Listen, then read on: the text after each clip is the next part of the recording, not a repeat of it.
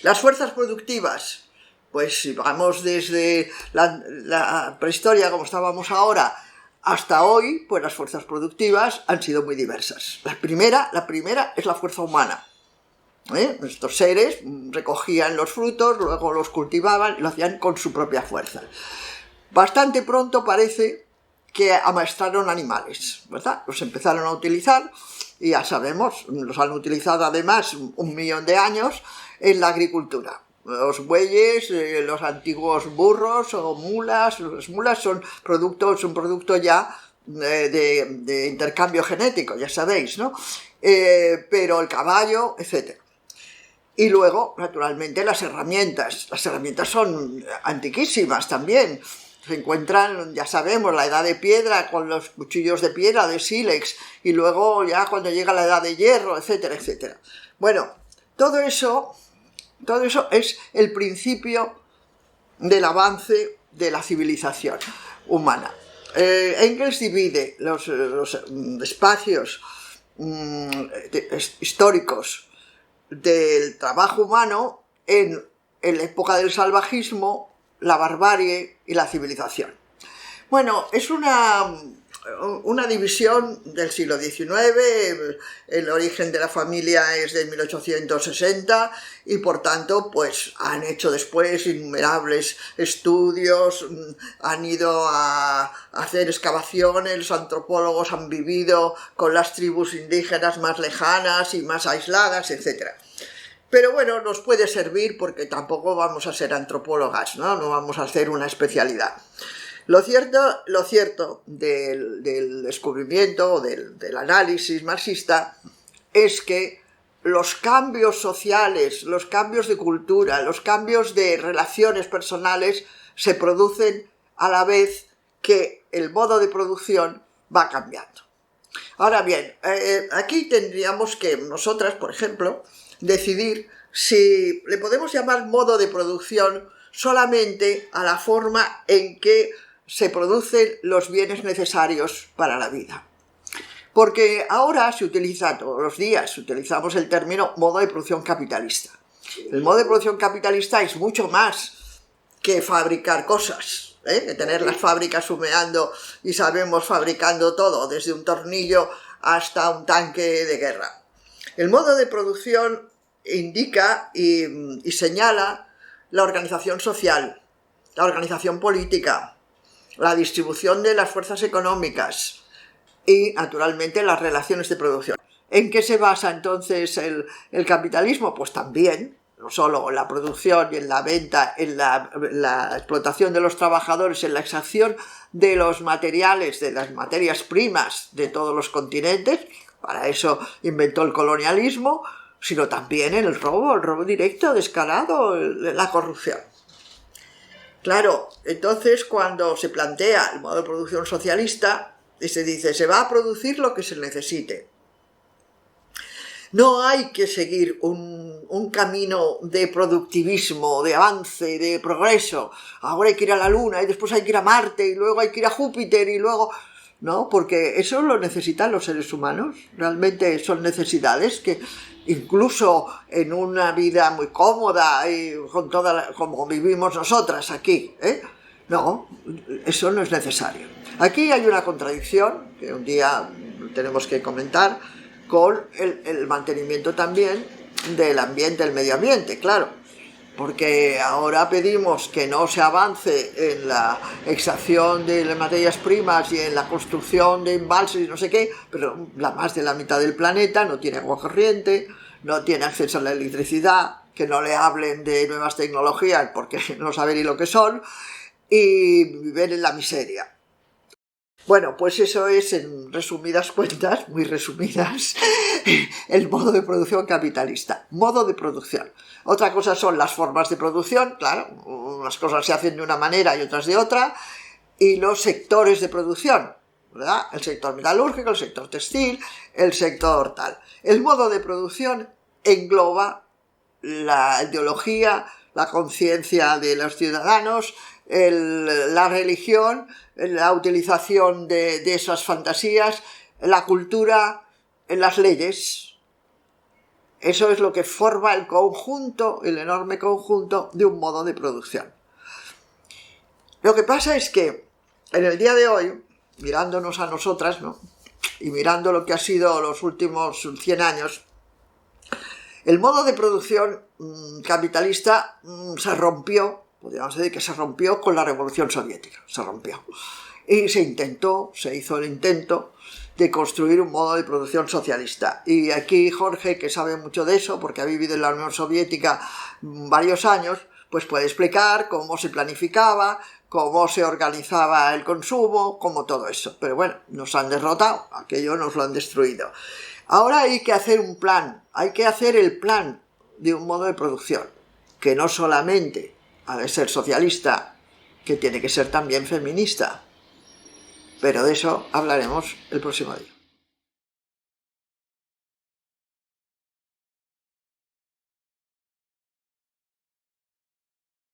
Pues buenas tardes, ¿cómo estáis? Me alegro mucho de volver a veros. Estamos aquí esta tarde para hablar de producción. Yo supongo que el nombre os parece de lo más árido, ¿no? Producción. Tiene una portada, va a hacer una portada para esta lección, para esta sesión, que es muy bonita, que están todas las fábricas humeando, ¿no? Producción. Pero claro, no siempre la producción ha sido de fabril, no siempre la producción ha sido industrial. Están las diversas fases de la cultura humana porque siempre ha tenido que producirse. Pero siempre, a ver, ¿quién me puede decir si hubo un momento en el que no se producía? A ver, en las que veo y las que no veo. Te ha tocado, Agustín, otra vez. ¿Cuando no se producía? ¿Puede ser para la crisis del 29? ¿Hay que producir? ¿Ha habido necesidad de producir siempre? Claro. No. De producir sí, pero de producir en el sentido fabril no, es mucho más. Pero en algún sentido, sí, de alguna otra manera. Artesanal. Por ejemplo, claro, la producción puede ser. Bueno, y puede ser que no se produjera nada. Claro. Que no se fabricara nada. ¿Es posible? Sí. Yo creo que no, nada. ¿Nada? No, porque como estábamos hablando del capitalismo la semana pasada, entonces sí, sobreproducir. Ahora rebobinamos, ahora hablamos en términos abstractos de producción. Sí, tenemos una etapa, y la más larga de la humanidad, en la que no se producía, en la que se disfrutaba de los bienes de la tierra, como decían los antiguos, bueno, entre los que cantaban y que luego nos relataron esa historia primitiva. Tenéis que leer El origen de la familia, la propiedad privada y el Estado. Esto es un deber que tenéis, esto es irremediable, no es muy largo, además, es muy sencillo, es el relato que Federico Engels, hace desde los tiempos prehistóricos. Lo que yo sí que os avanzo es que yo no estoy de acuerdo con una parte en la que asegura que hubo un matriarcado. Y yo esto no lo he encontrado en ninguna de las investigaciones antropológicas que he hecho. Pero lo hablaremos en otro tema que es fundamental, que es el de la mujer como clase. Claro, ese espacio de tiempo enorme en el que realmente el Homo sapiens, antes del Homo sapiens, ¿verdad? Tenemos el Neandertal y tenemos el Pithecanthropus erectus, no producía, simplemente consumía lo que le daban. Son los que recogen los frutos, ¿verdad? Y bueno, en todo caso, podemos decir que producía si algún habitáculo se construía. Si tenía frío, buscaba unas pieles y cazaba un oso, dicen, porque además todo esto naturalmente son especulaciones de antropólogos que han estudiado mucho y arqueólogos y tal, pero ni lo hemos visto, ni ha quedado grabado, ni ha quedado escrito. ¿Qué ha quedado grabado? Pues esas paredes de las cuevas con los dibujos de Altamira y los de otras cuevas. Bueno, claro, llega el cambio. Hay unos cambios fundamentales en la historia humana. El primer gran cambio es lo que llaman pasar del paleolítico al neolítico, o sea, al momento en el que se empieza a producir.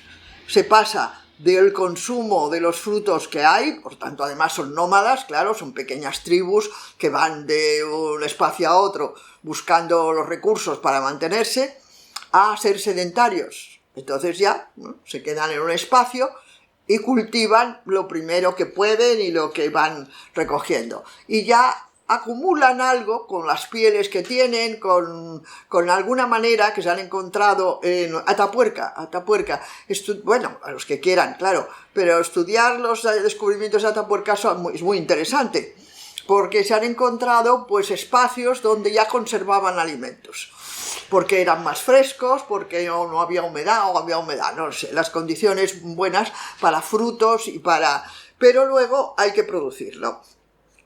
Claro, he repasado en estos días, he repasado nuevamente los textos clásicos y luego las múltiples teorías y variantes que han ido escribiendo. Entonces, claro, yo he puesto en el pequeño índice de la clase producción, ¿no?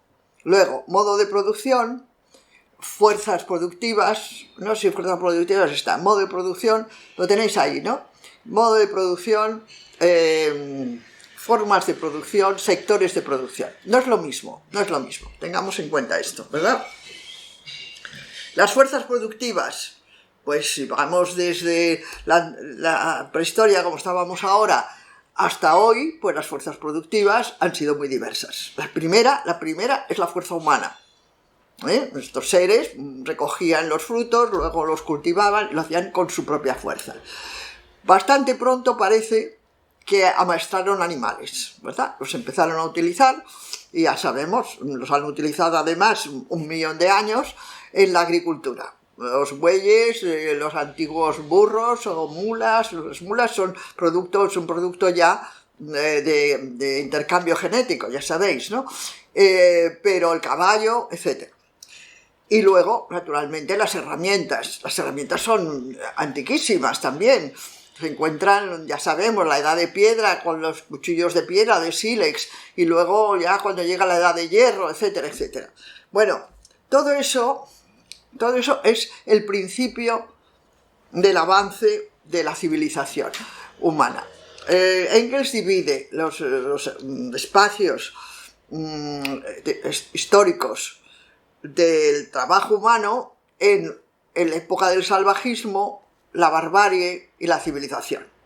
Bueno, es una división del siglo XIX, el origen de la familia es de 1860 y por tanto pues han hecho después innumerables estudios, han ido a hacer excavaciones, los antropólogos han vivido con las tribus indígenas más lejanas y más aisladas, etc.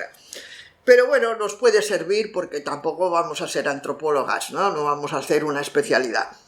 Lo cierto del descubrimiento o del análisis marxista es que los cambios sociales, los cambios de cultura, los cambios de relaciones personales se producen a la vez que el modo de producción va cambiando.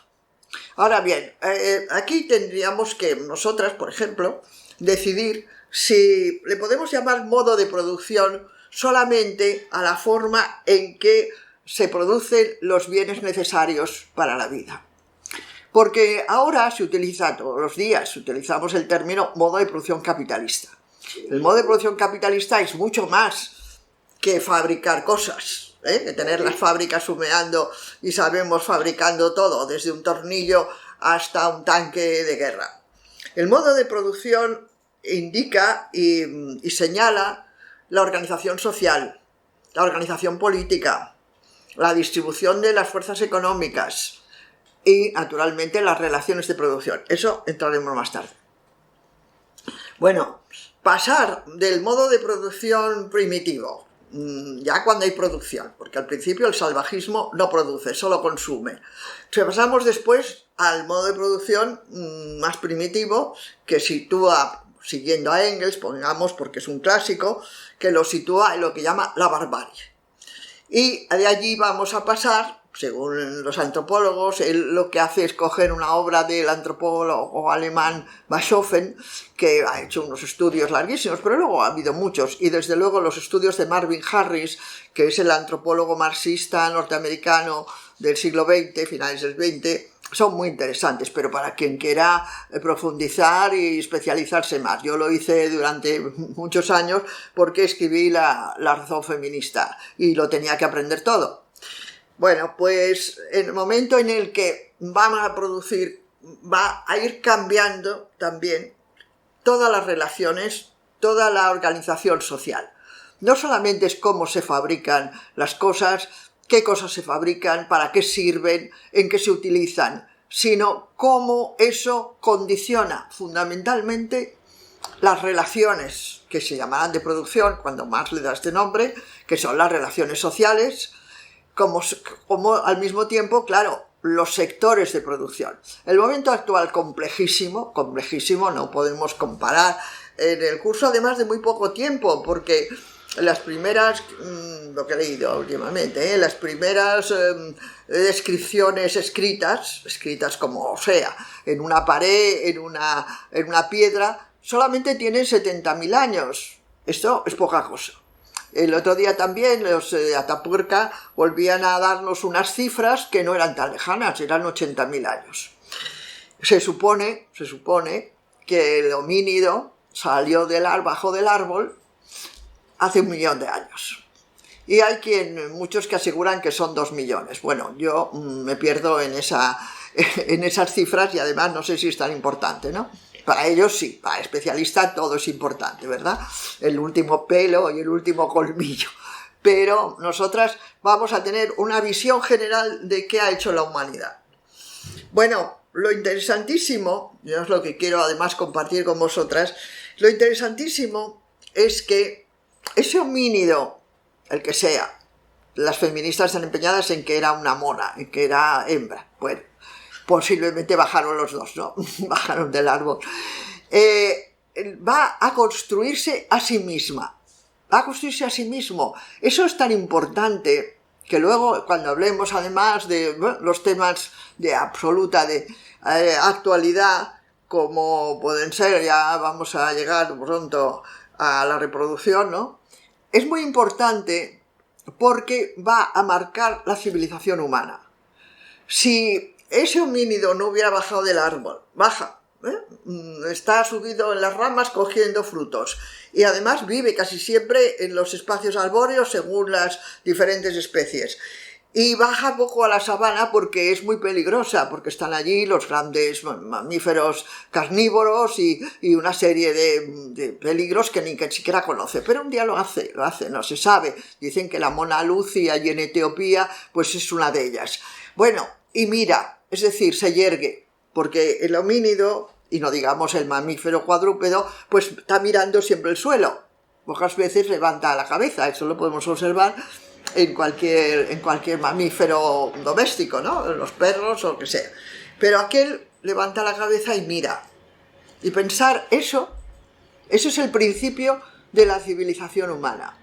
A mí me gustó mucho el relato, porque parece un cuento, pero parece que es así, ¿no?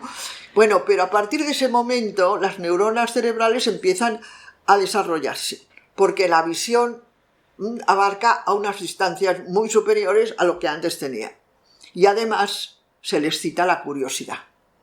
Se quiere saber qué hay más allá de aquel trocito de tierra que conocía, y cada vez más allá.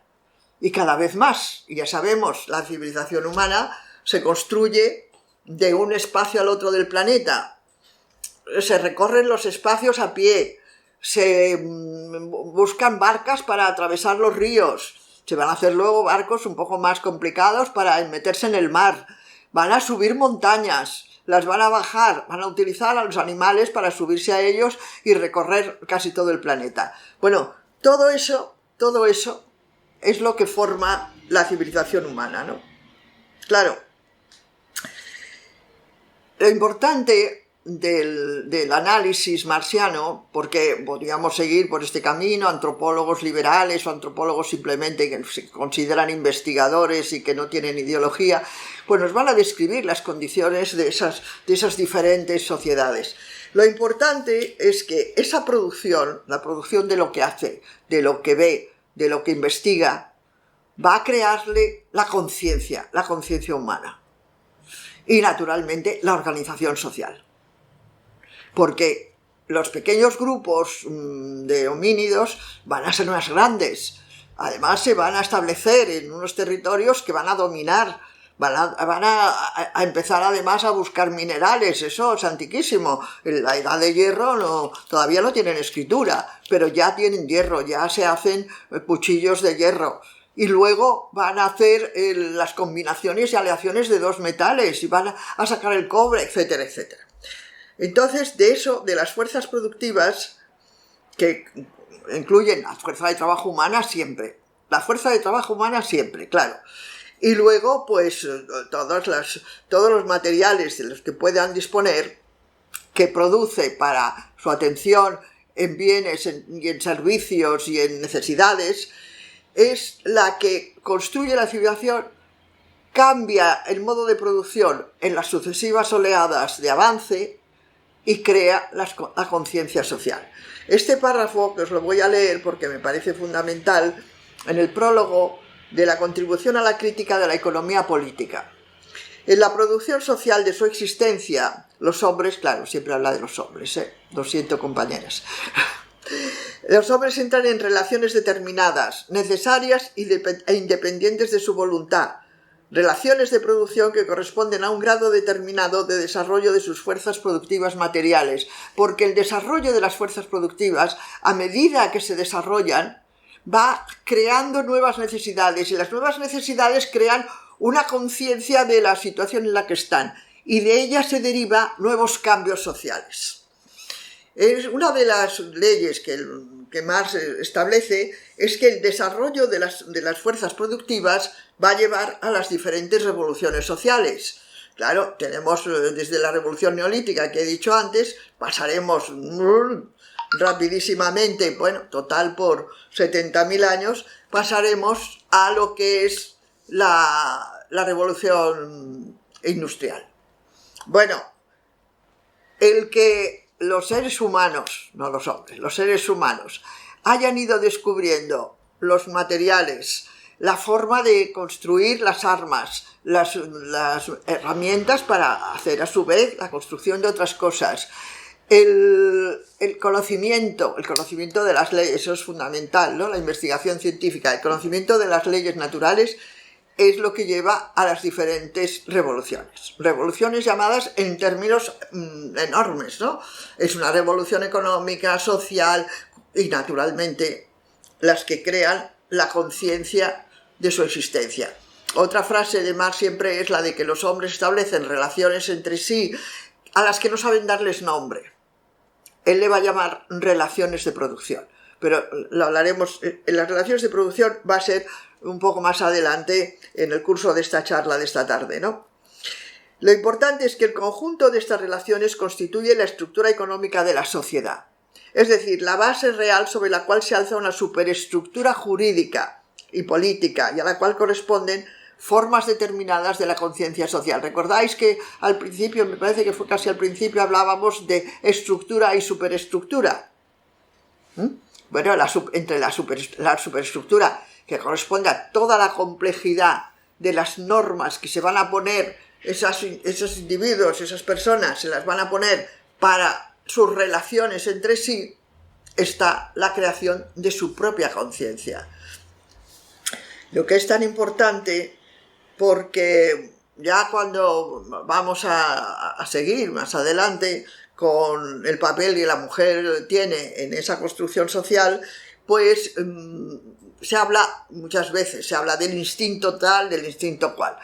Los seres humanos no tienen instintos, supongo que ustedes lo saben. Es precisamente el desprenderse del instinto. El instinto es una pulsión que no se puede evitar, ¿no? Inevitable. El animal tiene unos instintos que cumple siempre. Se han hecho muchos estudios y Carlos tiene el libro precioso del animal cultural con estudios que me contaba, entre otras cosas, de las cucarachas, cosa que me gustaba poco. Pero que las cucarachas las han estudiado hasta en el ejército de los Estados Unidos.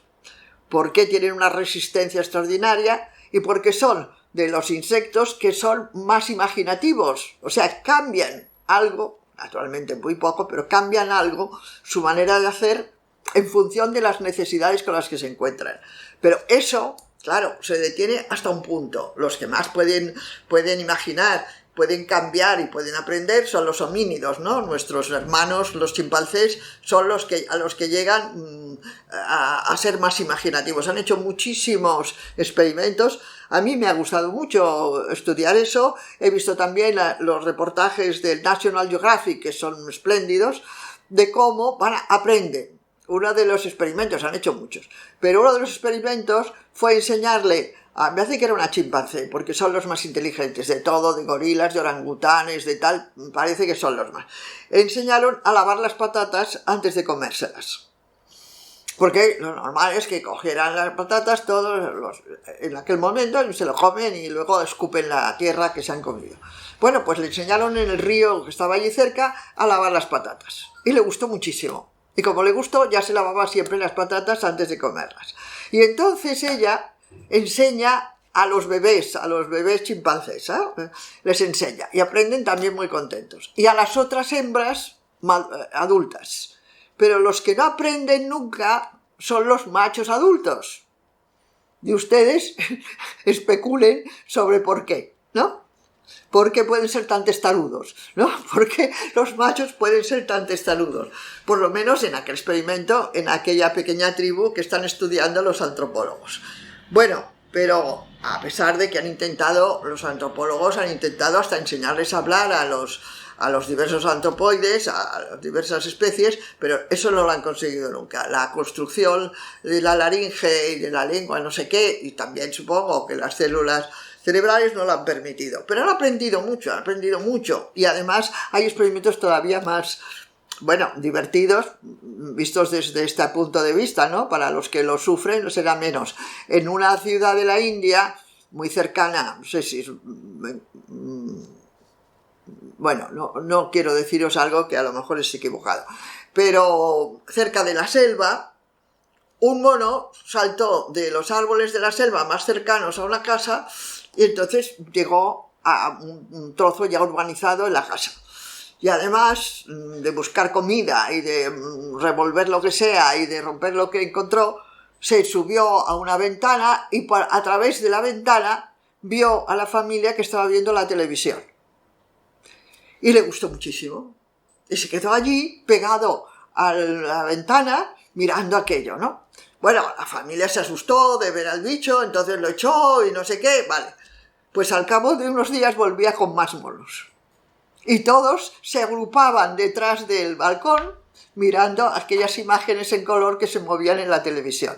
Y empezaron a llegar tantos que el gobierno tuvo que organizar la caza de lo que sea, chimpancés o orangutanes. No, orangutanes son muy grandes, debían ser chimpancés, y llevárselos, se los tuvo que cargar en un tren y llevárselos lejos y luego hacer una expedición, porque ya se imaginaba que iban a volver, hacer una expedición por la selva, lo cuentan, los exploradores y los antropólogos que habían hecho esto. Bien, pero aparte de esas digresiones, que son, de todas maneras, pues unas ilustraciones divertidas, ¿verdad?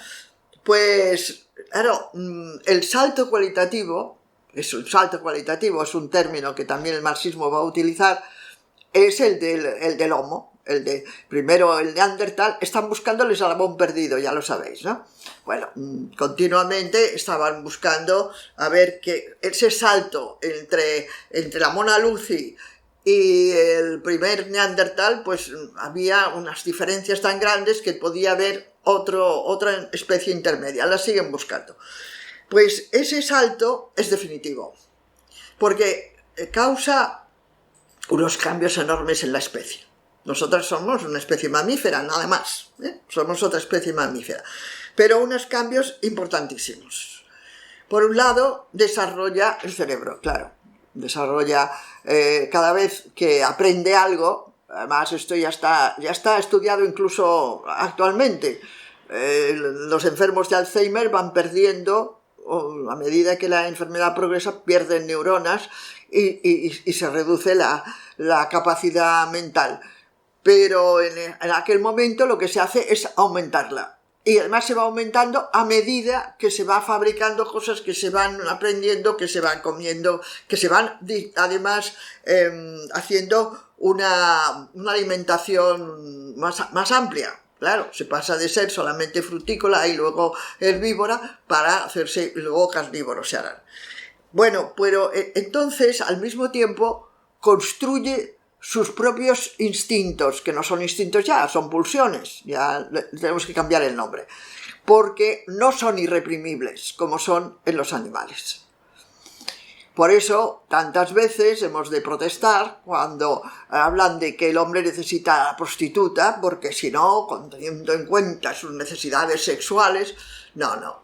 En el momento actual, no digamos ya hace bastantes siglos, el ser humano, ha sabido construir su propio deseo, dirigirlo en el sentido que parecía más o menos, sobre todo, claro, si oprimía a otras personas, pues ya sabemos lo que puede hacer, pero construyéndolo, dirigiéndolo, elaborándolo y civilizándolo. Por eso hemos llegado pues a un término medio de civilización en el que tenemos la Declaración de Derechos Humanos, hablamos de los derechos de las mujeres, de los derechos de los niños, y ahora hablaremos de los derechos de los animales, ¿no? Bueno, pero todo eso es un largo proceso, pero corto en la construcción del planeta, pero largo para nosotras, en el cual se crea a sí misma. La especie humana se crea a sí misma. Cuando se habla de que no tiene, cuando se asegura ya que no tiene instintos, es muy importante repetir esto, es muy importante, porque aquí tendríamos, claro, un argumento fundamental para rechazar la prostitución, por ejemplo, las violaciones. El que el macho de la especie tenga una fuerza corporal mayor cantidad de músculo en comparación con la grasa, etcétera, bueno, se supone, esto los antropólogos lo han repetido mucho, yo no estoy tan segura, pero bueno, que era porque se dedicaba a la caza de grandes animales, que además esa figura de los cómics o de las películas de dibujos, ¿no?, que los hombres van con un mamut para repartirlo con las mujeres y los niños, esto es mentira. Lo que sí se sabe es que se lo comían, el mamut se lo comían allí donde lo cazaban, por razones naturales, una de ellas que la carne no se puede conservar, o sea que eso es una tontería pensar que tardaban a lo mejor 2 meses en ir y volver a donde fueran, y luego porque no eran tan solidarios. Entonces, en los yacimientos, en estos que hemos encontrado en Matapuerca y otros, pues se ve donde residen las hembras con las crías. Y allí ellas son las que cazan pequeños animales, claro, no todos eran mamuts, hay ardillas y conejos y toda esta serie de especies. Y además recogen los frutos y luego están las especulaciones de que son ellas las que inventan la agricultura, ¿verdad? Cogen las semillas, prueban a meterlas en la tierra y cuando crece la planta ya han descubierto que no solamente hay que coger el fruto del árbol, sino que se puede fabricar el árbol.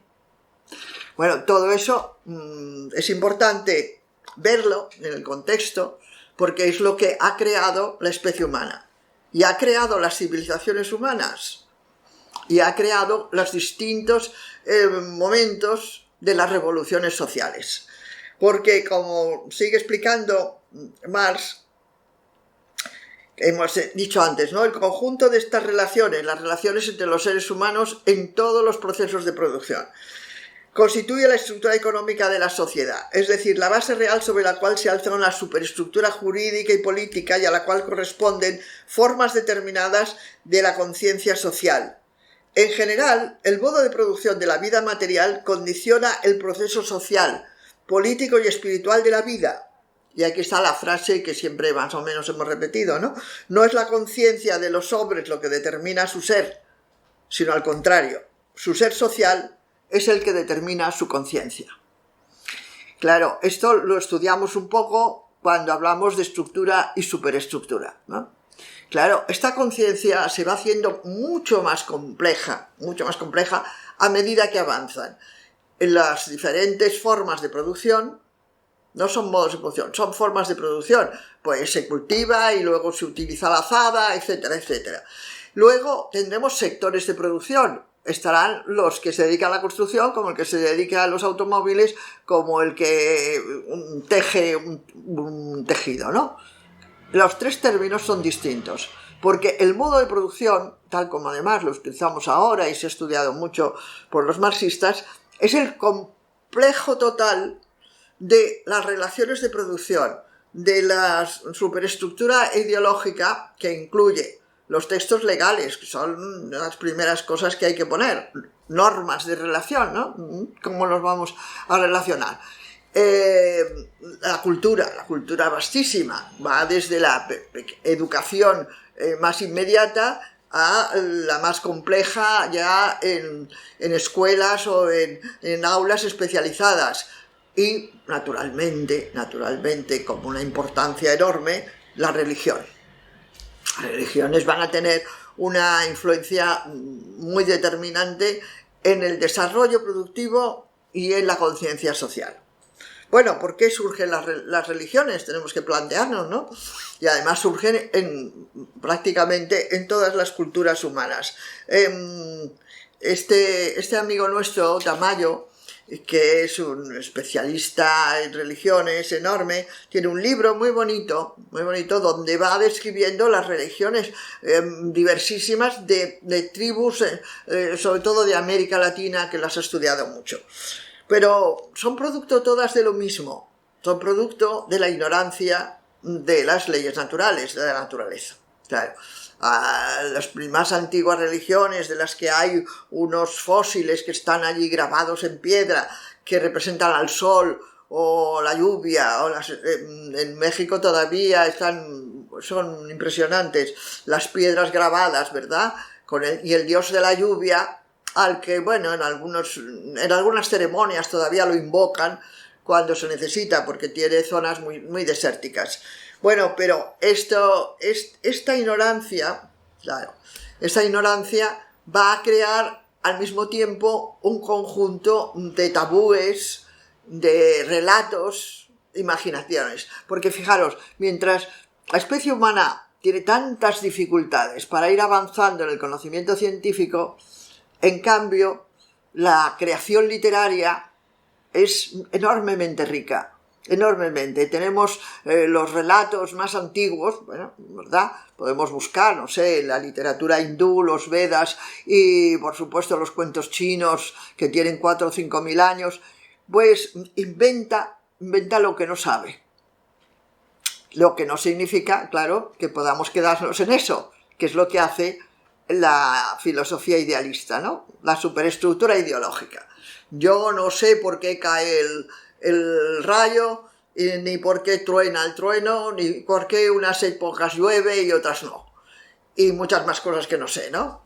Durante mucho tiempo, fijaros que lo miramos el primer día. Me acuerdo que Elena buscó la fecha en que a Galileo le condenan, que es 1600 y pico, 1640, estamos en el siglo XVII. Todavía están discutiendo si la Tierra es plana o es redonda, y si, la ley de la gravitación todavía tardará un siglo más en descubrirse. Pero en cambio, fijaros, en esa época son unos ignorantes, ¿no? Pero en cambio ya han producido una producción literaria, musical, artística enorme, ¿no? Vamos, nada menos que en el Renacimiento.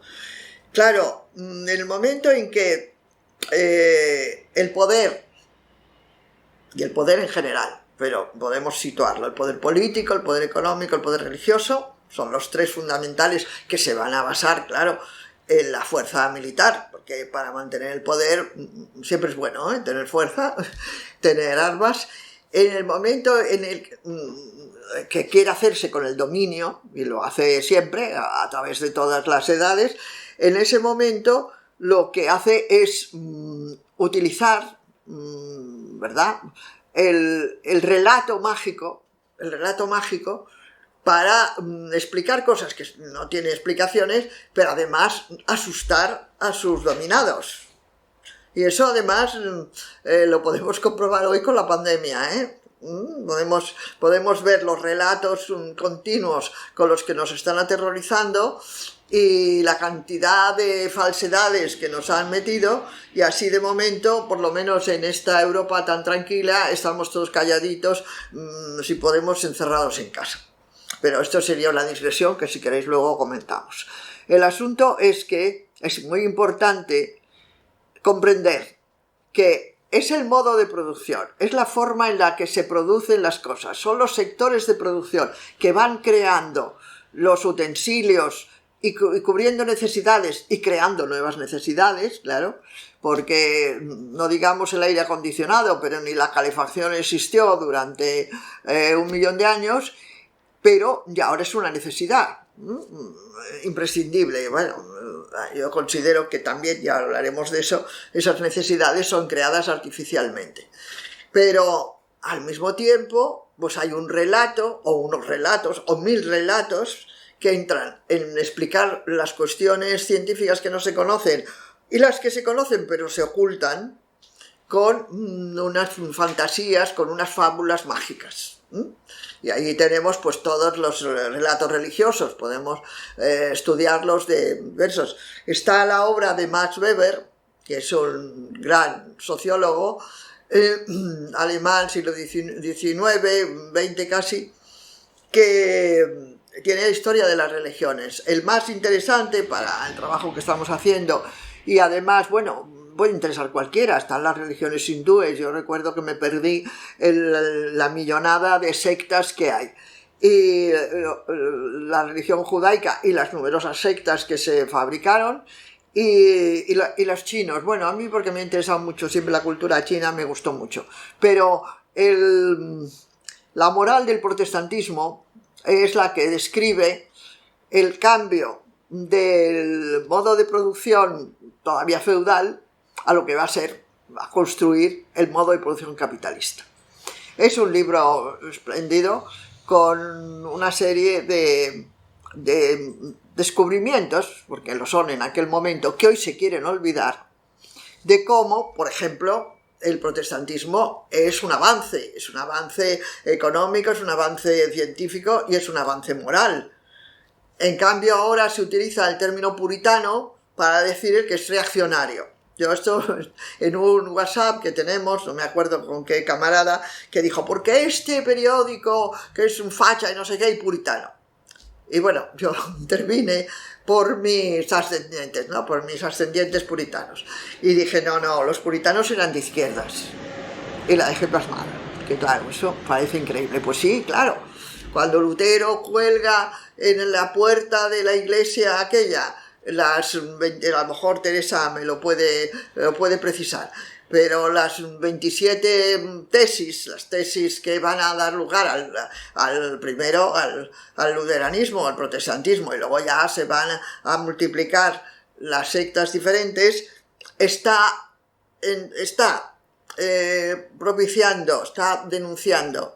denunciando la corrupción que hay en la Iglesia Católica, que es extraordinaria, ¿no? Corrupción de todo tipo, que está además imponiendo sus normas que impiden el avance de la producción capitalista.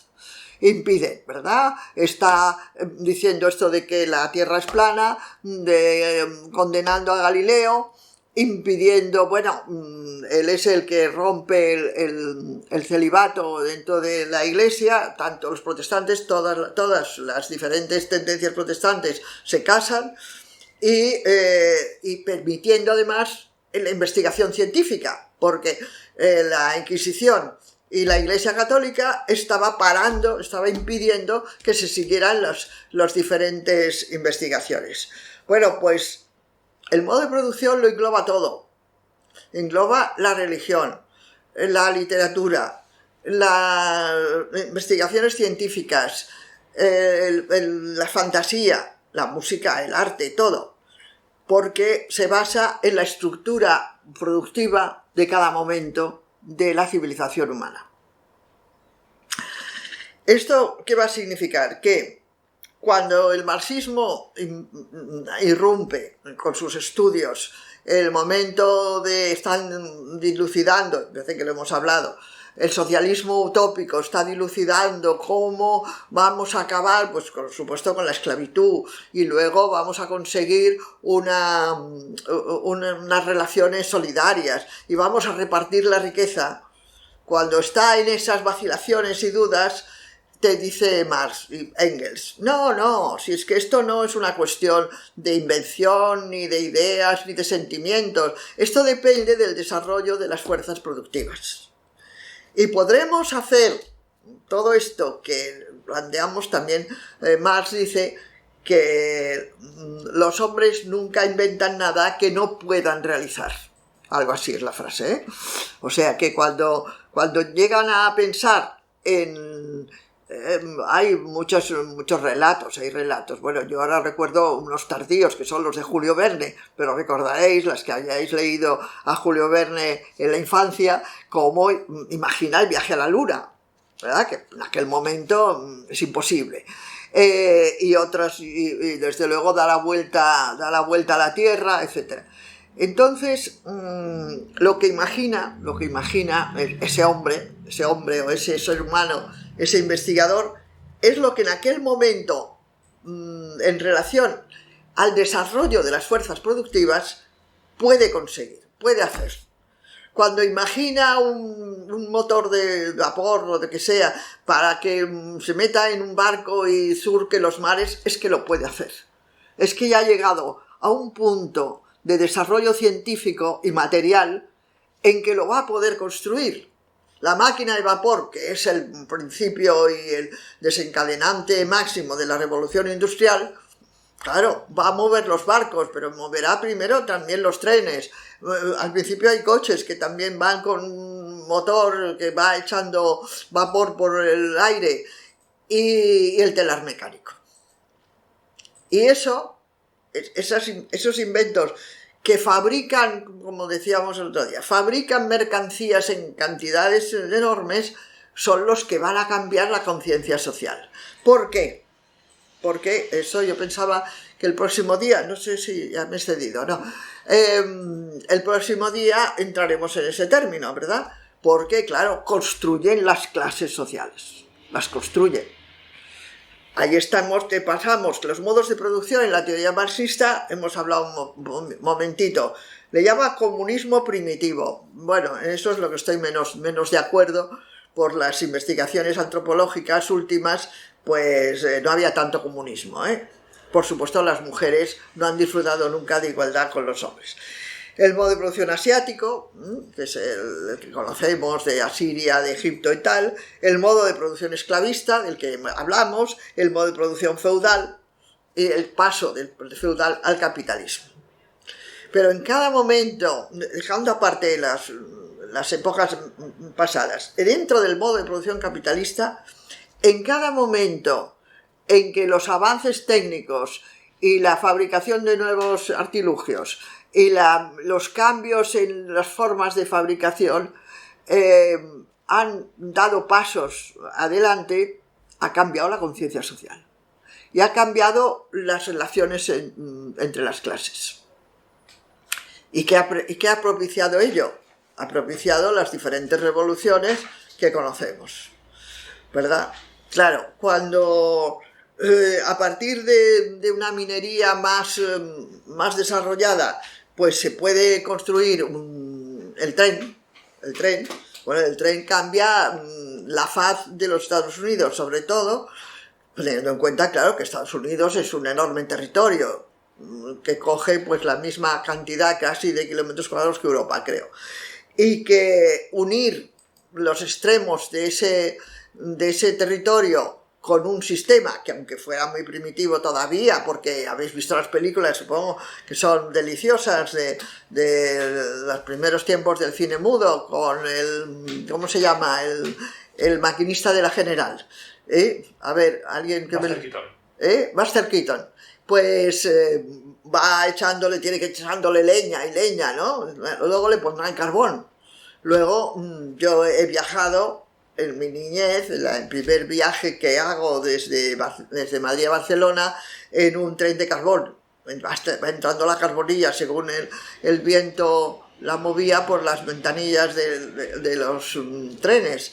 Y tenemos mucha literatura donde ese pequeño detalle incide en cosas, ¿no? Y bueno, no digamos ya cuando van a no descubrir la electricidad, porque la electricidad se descubre bastante antes, pero no saben aprovecharla, no saben cogerla, ¿no? Cómo coger la electricidad del rayo. Pero un día alguien, y no sé cómo, pues la coge y la domestica. La domestica, la encierra y la esclaviza. Y nos la ofrece, ahora muy cara, pero nos la ofrece para todo lo que sirve la electricidad, ¿verdad? Todo. Bueno, pues sin electricidad no sería posible que tuviéramos ordenadores, ¿verdad? No sería posible. Nada de lo que la informática nos ofrece y las nuevas tecnologías podría existir sin la electricidad.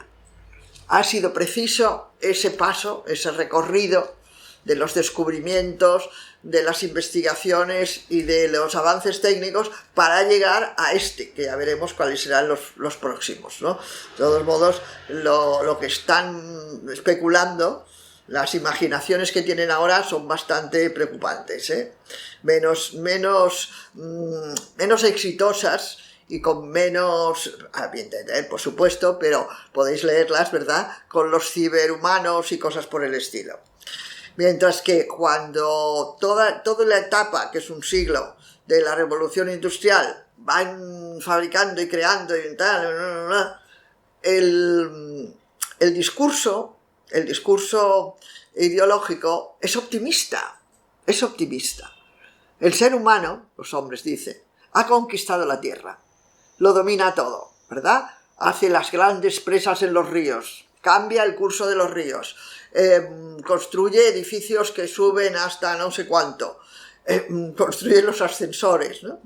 Y puede entonces hacer edificios como están en Nueva York de 120 pisos y los subes en 7 u 8 minutos.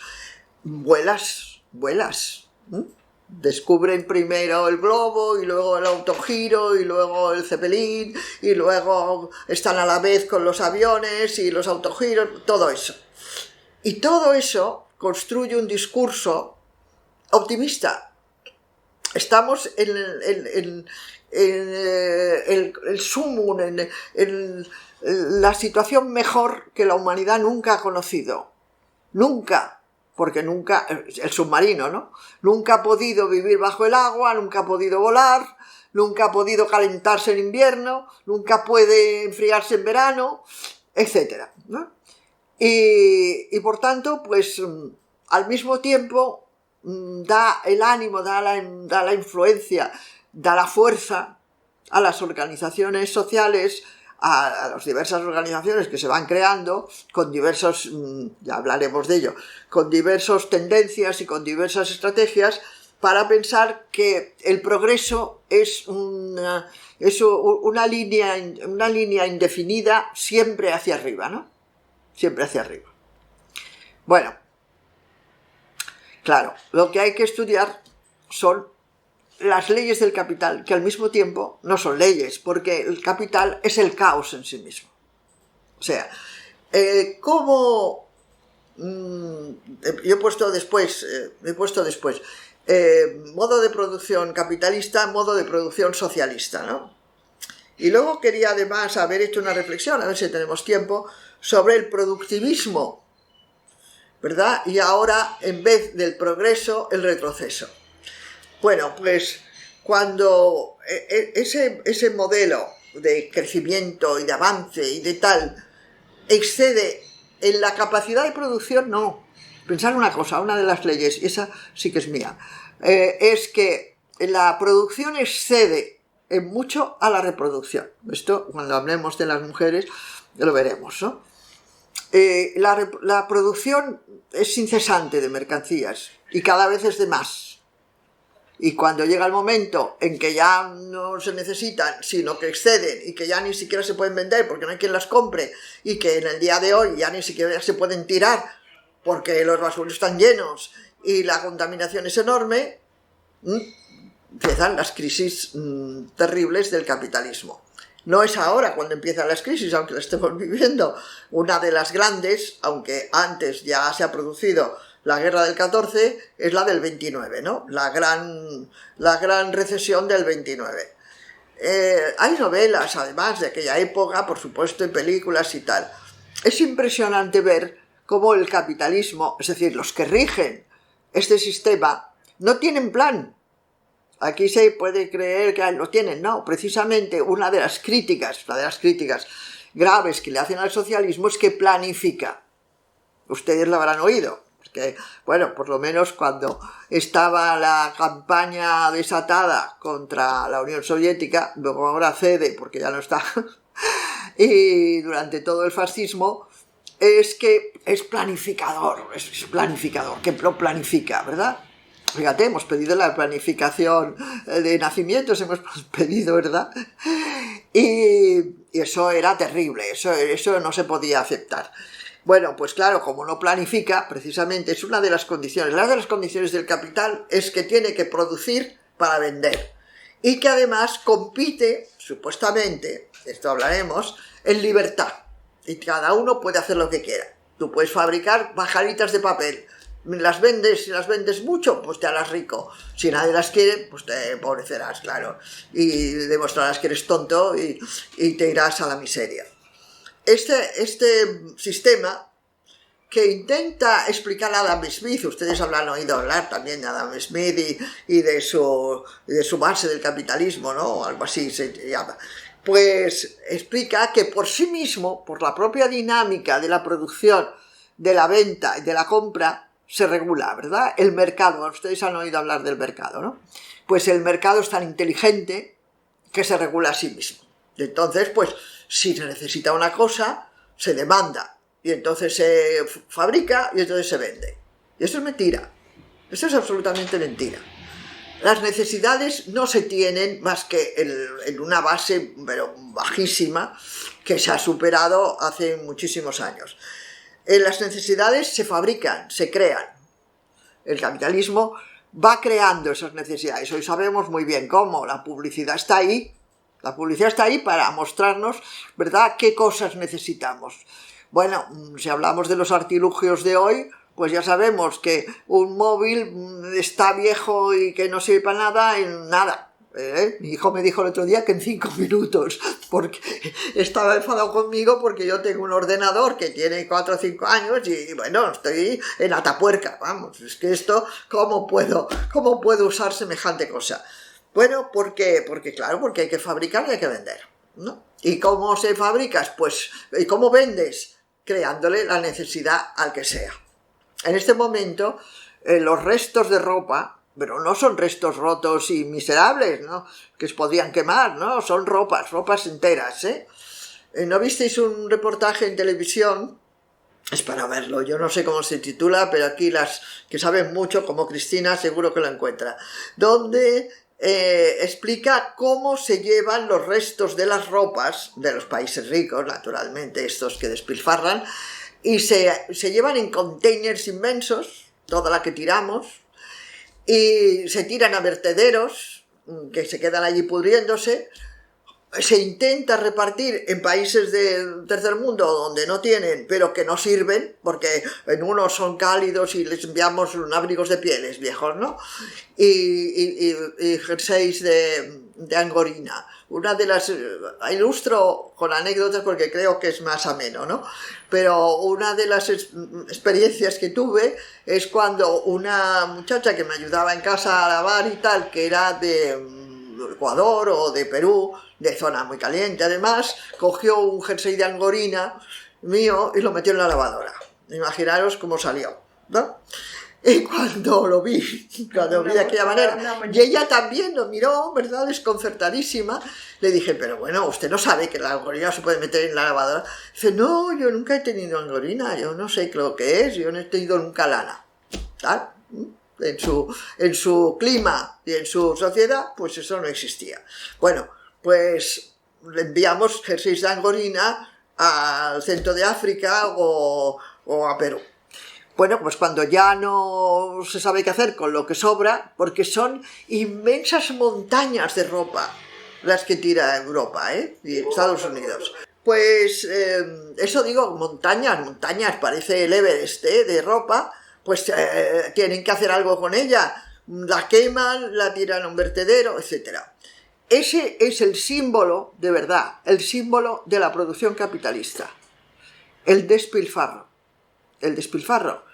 ¿Qué va a suceder cuando se intenta el control socialista? Pues planificar lo que se necesita, la ropa que se necesita, la comida. El 30% de la comida se tira en Europa. Eso ya está contabilizado, Nadie piensa pararlo, porque vendrán los liberales capitalistas y dirán: de ninguna manera, libertad de producir, libertad de vender, libertad, no se puede hacer ricos y otros harán pobres. Pero esta es la ley del capitalismo. Cuando, ya sabemos, ¿no?, los sectores de miseria son enormes y las riquezas son infinitas en otras clases sociales, pues el socialismo vino a decir: vamos a repartir. Eso es lo que de ninguna manera quieren estos, ¿no? Las diferencias fundamentales, ya hablaremos de los detalles, porque ahora yo creo que debéis preguntar o debemos dialogar. Las diferencias fundamentales están en que, además, esto sí que lo quiero introducir ahora, es mentira. John Galbraith, que es uno de los grandes economistas norteamericanos y que no es marxista exactamente, o lo es pero no lo sabe, ¿no?, pues explica cómo el gran industrial defensor del capitalismo libre y del libre mercado está haciendo un discurso en el colegio de empresarios o donde sea, sale corriendo a coger un avión para ir a Washington a pedirle dinero al Estado, ¿no? Busca el partido que más le conviene y le pide que le dé dinero para tal. Ustedes están oyendo ahora los planes de reconstrucción, ¿no? Yo he cogido dos cabreos, bueno, uno, no sé si siguen un poco la campaña electoral de Galicia y del País Vasco. Bueno, pues el señor Feijóo, que es el representante máximo no de la política de Galicia, sino del capitalismo en Galicia, estaba el otro día haciendo un mitin, que lo repetirá 70 veces, por lo menos en Galicia, diciendo que el Estado tiene que apoyar la reconstrucción y tal de Avantia. Es Avantia, me parece que se llama la empresa que van a cerrar, de aluminio. Es la única, además, empresa de aluminio que tenemos y que ya... Alcoa, gracias. Alcoa. Sí, Navantia es la de Cádiz. Esta de aluminio. Alcoa, la de aluminio. Bueno, pues está pidiendo que el Estado, es decir, que todas nosotras vayamos a pagarle a los empresarios de Alcoa para mantener la fábrica, porque está despidiendo, claro, a miles de trabajadores.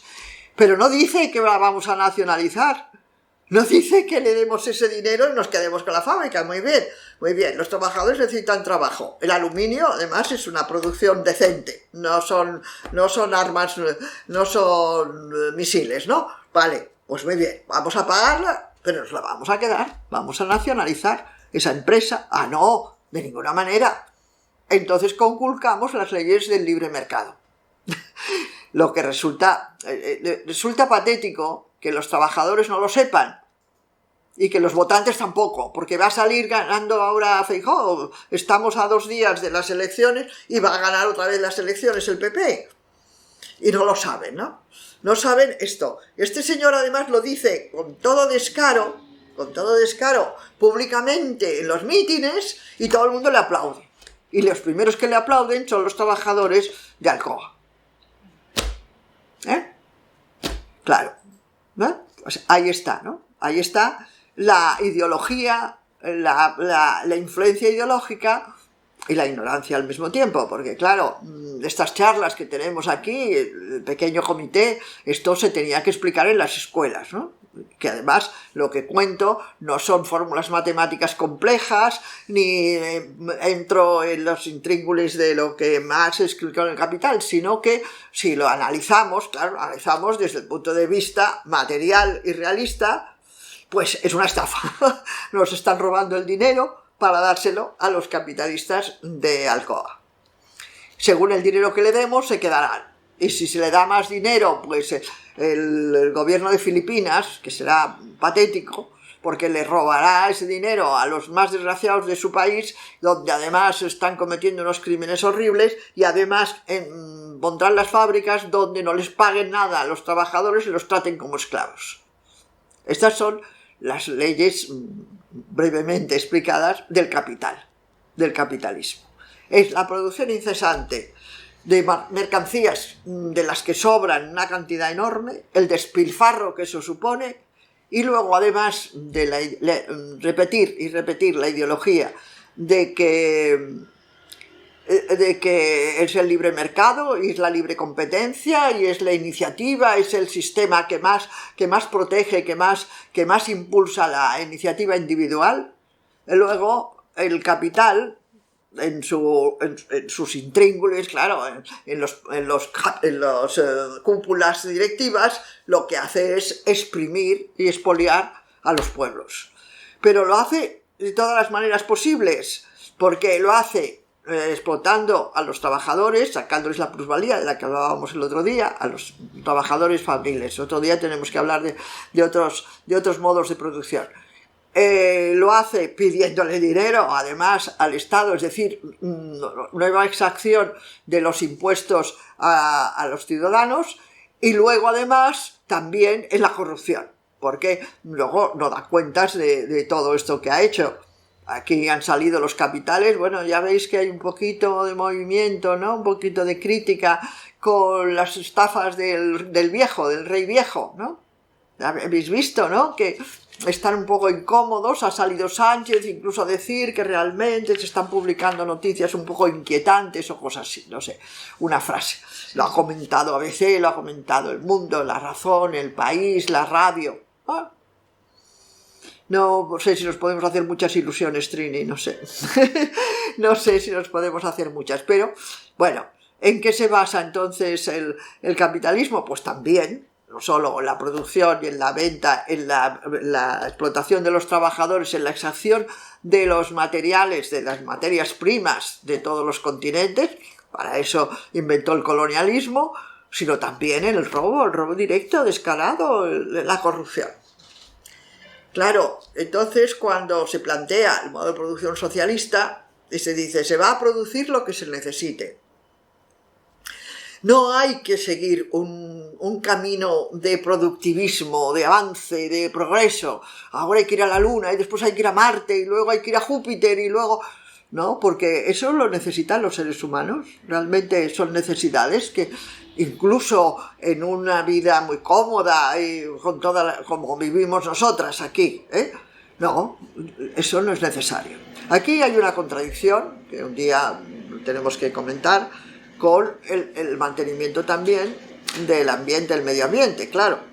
Porque ahora pedimos que no se avance en la extracción de las materias primas y en la construcción de embalses y no sé qué, pero más de la mitad del planeta no tiene agua corriente, no tiene acceso a la electricidad, que no le hablen de nuevas tecnologías porque no saben ni lo que son, y viven en la miseria.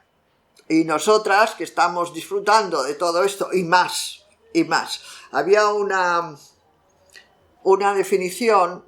Yo la publiqué en nuestra revista, en Poder y Libertad, de unos ecólogos muy investigadores de ecología, no es que fueran solo activistas, que publicaron un informe para Naciones Unidas explicando, lo digo de memoria, pero las cifras se pueden encontrar, que un niño nacido en Estados Unidos causaba un desastre para el planeta 2 veces, el doble, que uno nacido en Suecia.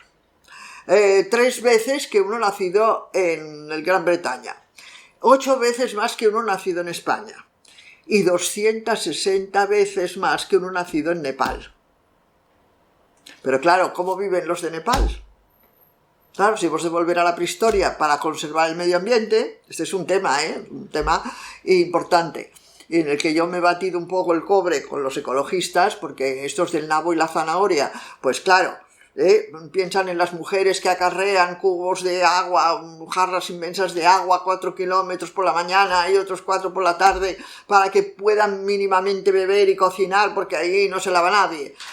pues eso ese es un desafío, ¿no? Esto es un desafío. Pero lo cierto es que el capitalismo ha arrasado también el planeta, pero a base de la fabricación infinita de cosas. Hay otro dicho, ¿no? En el que una gente trabaja esclavamente en el tercer mundo para fabricar cosas que envía al primero que no lo necesita. Ir a un bazar chino y veréis la cantidad de cosas. No sé si alguien puede comprarse ahora ya algo en un bazar chino, porque no hay nada que valga nada. Y quiero decir útil, que sirva para nada, no hay más que cacharros. Y todas tenemos 3 vajillas en casa, y todas tenemos ropa para el resto de nuestras vidas. Pero España no es un país de grandes gastos, ni de grandes despilfarros para las clases trabajadoras, porque hay que ir a Estados Unidos, que da angustia abrir la nevera, las neveras llegan al techo, de una familia de clase media, una familia de profesores, que es donde yo he estado siempre. Abrir la alacena de las marcas de esto de Kellogg's, del trigo, ¿no? De las cosas que se comen para desayunar, cereales. Y abres los cereales, y abres la alacena, y para una familia de 2 personas hay 8 marcas de cereales. Que además yo no pregunté porque no iba a ser tan impertinente, ¿no? Pero pregunté si no se podrían, se humedecerían, se estropearían. Pero lo cierto es que un día que llegué, bueno, pues era tarde y ya no habían hecho de comer, pues dije, no, hacemos algo. Abro la nevera, que está llena, y me dice mi amiga, no, todo eso está pasado, hay que tirarlo, lo compré la semana pasada. Ay, qué horror. Id a supongo que habéis viajado y que lo habéis visto, id a un supermercado norteamericano, que es, bueno, yo fui a Cuba una vez con unos profesores y me dijo que cuando entró en España, no en Nueva York, entró en un supermercado en España, se echó a llorar. No me extraña nada, ¿no? Bueno, pues eso es, en resumidas cuentas, muy resumidas, el modo de producción capitalista. Modo de producción. Otra cosa son las formas de producción, claro, unas cosas se hacen de una manera y otras de otra, y los sectores de producción, ¿verdad? El sector metalúrgico, el sector textil, el sector tal. El modo de producción engloba la ideología, la conciencia de los ciudadanos, la religión, la utilización de esas fantasías, la cultura, las leyes. Eso es lo que forma el conjunto, el enorme conjunto de un modo de producción. Lo que pasa es que en el día de hoy, mirándonos a nosotras, ¿no?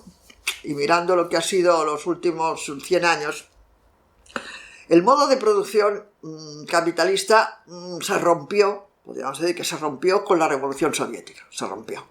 Y se hizo el intento de construir un modo de producción socialista. Y aquí Jorge, que sabe mucho de eso, porque ha vivido en la Unión Soviética varios años, pues puede explicar cómo se planificaba, cómo se organizaba el consumo, cómo todo eso. Pero bueno, nos han derrotado, aquello nos lo han destruido.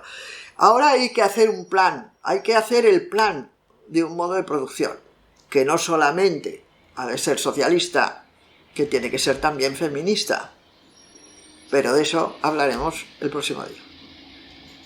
Muchas gracias por haberme escuchado. Y ahora supongo que tenemos preguntas. Tenemos primero a María Ignacia, después a Teresa Galeote. Lo mío era más que nada una observación. A mí me sorprende que en los países que llamamos del primer mundo, el acceso a las riquezas es tremendo. O sea, todos los bienes son mucho más baratos que, por ejemplo, en Chile. La comida, la ropa, la tecnología, a nosotros nos cuesta 3 veces más versus, o sea, y con sueldos mucho menores, que ni siquiera son 1/3 de lo que es el sueldo mínimo allá. ¿Qué países? Yo viví en España y, bueno, ahora vivo en Chile. La comida cuesta lo mismo. La tecnología acá, comprarte un computador, el mismo computador en Estados Unidos te cuesta 1/3 de lo que te cuesta. En España, igual, la mitad. La ropa, muchísimo más barata. Y acá o sea, nos cuesta tan caro vivir y ganamos tan poco que y producimos la mayoría de las cosas que ustedes comen y utilizan Bueno, para... aquí el caso concreto de Chile no lo conozco, no te puedo hacer una radiografía de aquello, pero en términos generales, los países ricos se han hecho ricos robando a los otros. O sea, eso es una ley, es otra de las leyes, ¿no? Eh, Varios de los economistas españoles, además, el economista catalán que murió, es que no me acuerdo el nombre, bueno, nos explica cómo el esclavismo fue la base de las grandes fortunas que luego invirtieron en la producción industrial. Entonces, los grandes países, en Estados Unidos es más barato que España. Estados Unidos en todo, bueno, sobre todo las grandes ciudades, bueno, pero en los pueblos no he vivido, pero supongo, pero Nueva York es la ciudad más barata que yo he conocido. En cambio, te puedes ir a la India o a países muy pobres donde las cosas son carísimas, porque claro, Estados Unidos ha forjado su riqueza con la extracción y el robo de los bienes de medio planeta. El otro medio se lo llevó Europa, ¿no? Bueno, claro, al cabo de los siglos que han pasado, no tantos tampoco, el esclavismo termina a finales del 19, pues puede fabricar en condiciones más baratas, con materiales más baratos que los países que están en desarrollo. No digamos lo que pasa en África, ¿no? Bueno, en África no lo encuentras. Hay cosas que no las encuentras porque no existen. Pero de allí se llevan el coltán, por ejemplo, del Congo. Todos los móviles que tenemos están ahora fabricados con litio, coltán, no sé qué, tal, que se lo han robado los africanos. Pero ellos no tienen ese producto, no lo tienen porque no lo podían comprar. Y además muchas veces no tienen electricidad. Uno de los disparates que contaba Carlos París en el libro de ética, me parece que es el de ética radical, es que Bill Clinton, en uno de los discursos que hizo, fue decir que África iba a desarrollarse, iba a igualar su nivel cultural y científico, porque conectándose con las nuevas tecnologías, podríamos dedicarle toda una sesión a los adoradores de las nuevas tecnologías, ¿no? De la nueva religión de las tecnologías. Pues que conectándose a través del ordenador a la biblioteca británica, pues tenía todo el conocimiento del mundo. Y lo dijo y se quedó tan fresco. Bueno, él lo recogía, como yo hago, ¿verdad? Recogía las declaraciones aquí, los datos allá, como hacía Marx. y luego lo tienes que contextualizar y meter allí, ¿no? Como el señor Feijóo diciendo que, hombre, que el Estado les tiene que dar 10.000 millones, no sé cuánto pide, para recuperar a Alcoa.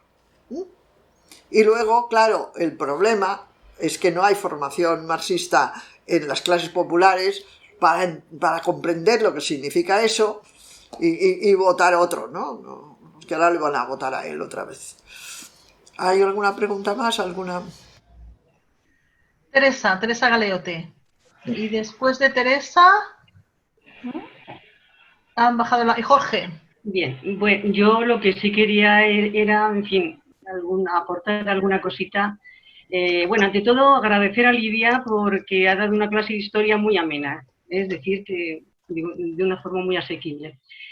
En cuanto a Marx, efectivamente dijo que el capitalismo destruía a los seres humanos y el planeta, que es lo que estamos viendo, ¿no? O sea, y también dijo, efectivamente, que la última fase del capitalismo era el imperialismo, que es lo que estamos viviendo y lo que decía la compañera y lo que está diciendo Lidia, es decir, cómo vamos a saquear otros países, es decir, el capitalismo, ¿no? Es decir, el capitalismo saquea a otros países para decir su propio beneficio, que siempre ellos dicen la libertad, pero claro, ¿es para qué? Para saquear en ellos, ¿no? Pues siempre hay que decir la libertad, ¿para qué se quiere la libertad? Y en ese sentido, no sé si también tiene, posiblemente lo sabrá, sí, mucha gente, incluso esta chiquita que ha dicho que es de Chile. Sí, Venezuela tiene también coltán, que eran uno de los no solamente petróleo, sino que, ¿por qué no permiten que algunos estados difieran de esta trágica economía? O que tenía coltán también, que habían descubierto coltán en Venezuela. pues ahí me paro. Bueno, lo que tiene Chile, que lo ha explotado durante muchos años sin gran desarrollo, es el cobre. El cobre. Y el cobre fue el que le llevó a la ruina a Allende, porque cuando nacionaliza el cobre, pues el capital se pone en marcha, entre otras cosas. Consigue primero, antes del golpe, consigue embargar los envíos de cobre, los barcos que estaban llegando a Europa sobre todo, los embarga en los puertos a donde llegan, en Francia en el Havre, que quedaron allí varios barcos retenidos para impedir que se distribuyeran y se cobraran, claro. Bueno, habéis visto lo que han hecho con Venezuela, ¿no? Hoy sale un reportaje patético en El País, supongo que desfigurado y manipulado, pero con datos de la pobreza como avanza en Venezuela. Pero habréis visto el otro reportaje de hace unos días, la semana pasada, me parece que lo hablábamos, de cómo han embargado el oro que tenían, porque ya no lo tienen, en el Banco de Inglaterra. O sea, el capital está formado, el capitalismo y el capital, sobre la exacción, la guerra, el robo de las materias primas de los otros continentes, luego la explotación de los trabajadores y después la corrupción. Este es un resumen, pero os aseguro que es un resumen veraz. Está no solo estudiar los libros, sino que lo podemos comprobar cada día.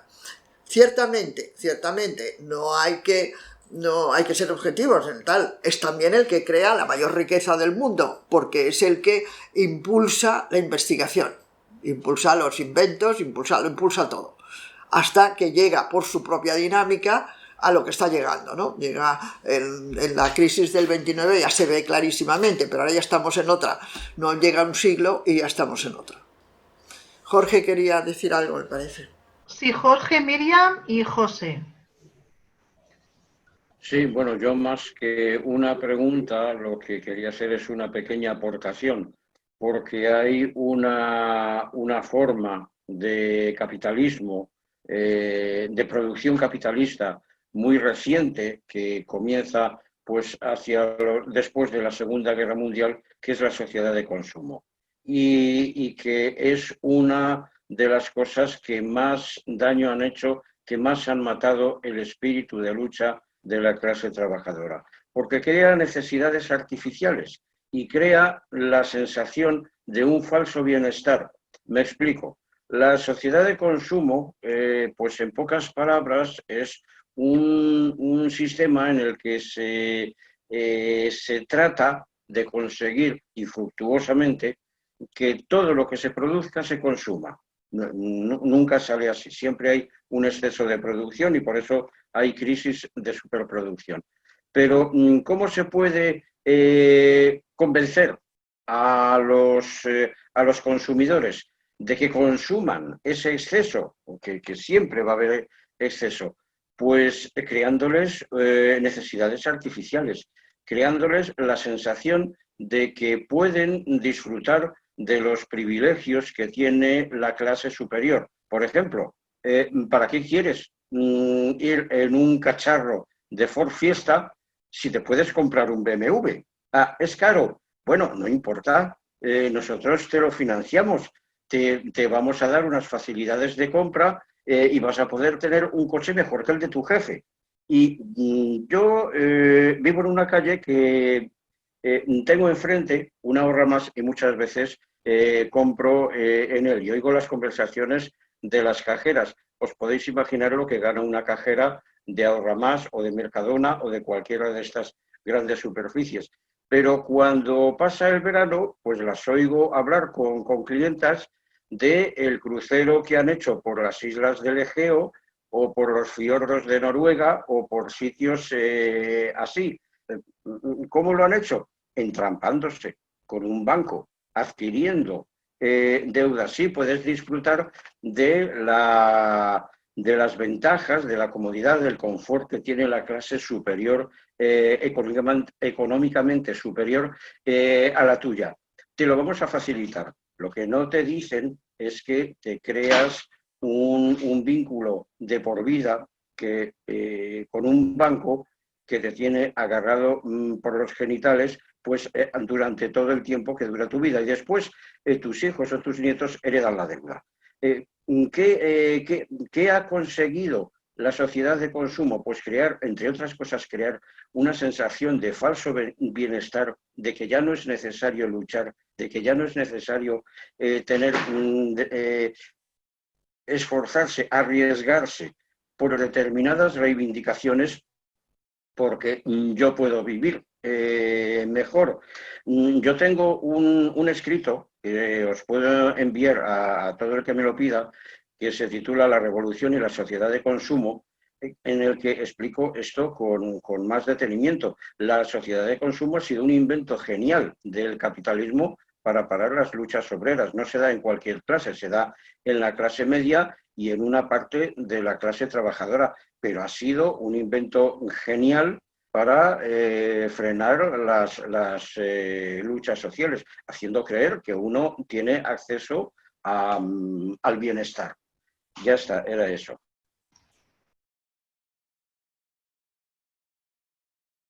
Bueno, nada, apoyar lo que dice Jorge, por supuesto, porque además ya tiene unas frases en ese sentido Marx. Buscarlos en un Google y vais a encontrar lo que Marx habla del consumo, de la sociedad. Fijaros, él ya hace la observación, y fijaros la época que es y lo que consumían y no digamos las masas obreras, y sin embargo ya habla, porque excita el deseo de poseer, el deseo de disfrutar, los sentimientos esos que se van creando, que como he dicho al principio, la especie humana se los crea a sí misma. No, una cucaracha no tiene ganas de consumir más que lo que quiere y lo que va a tener siempre, ¿no?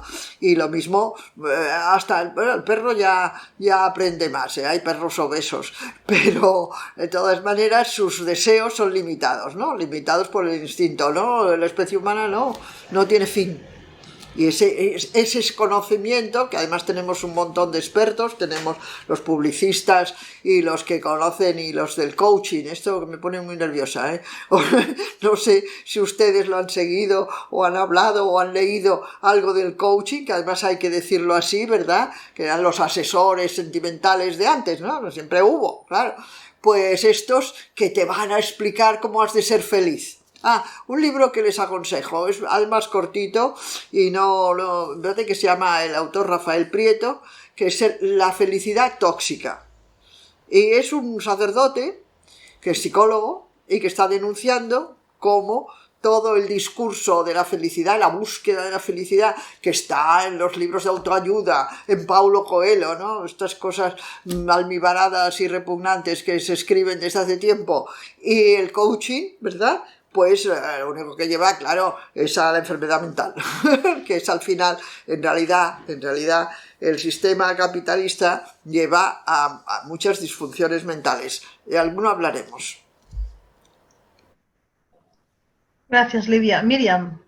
Hola, ¿qué tal? Mira, yo quería preguntarle... ¿Dónde estás? No. Estoy aquí. ¿Me pongo? Estoy sola, ¿eh? No la veo. No.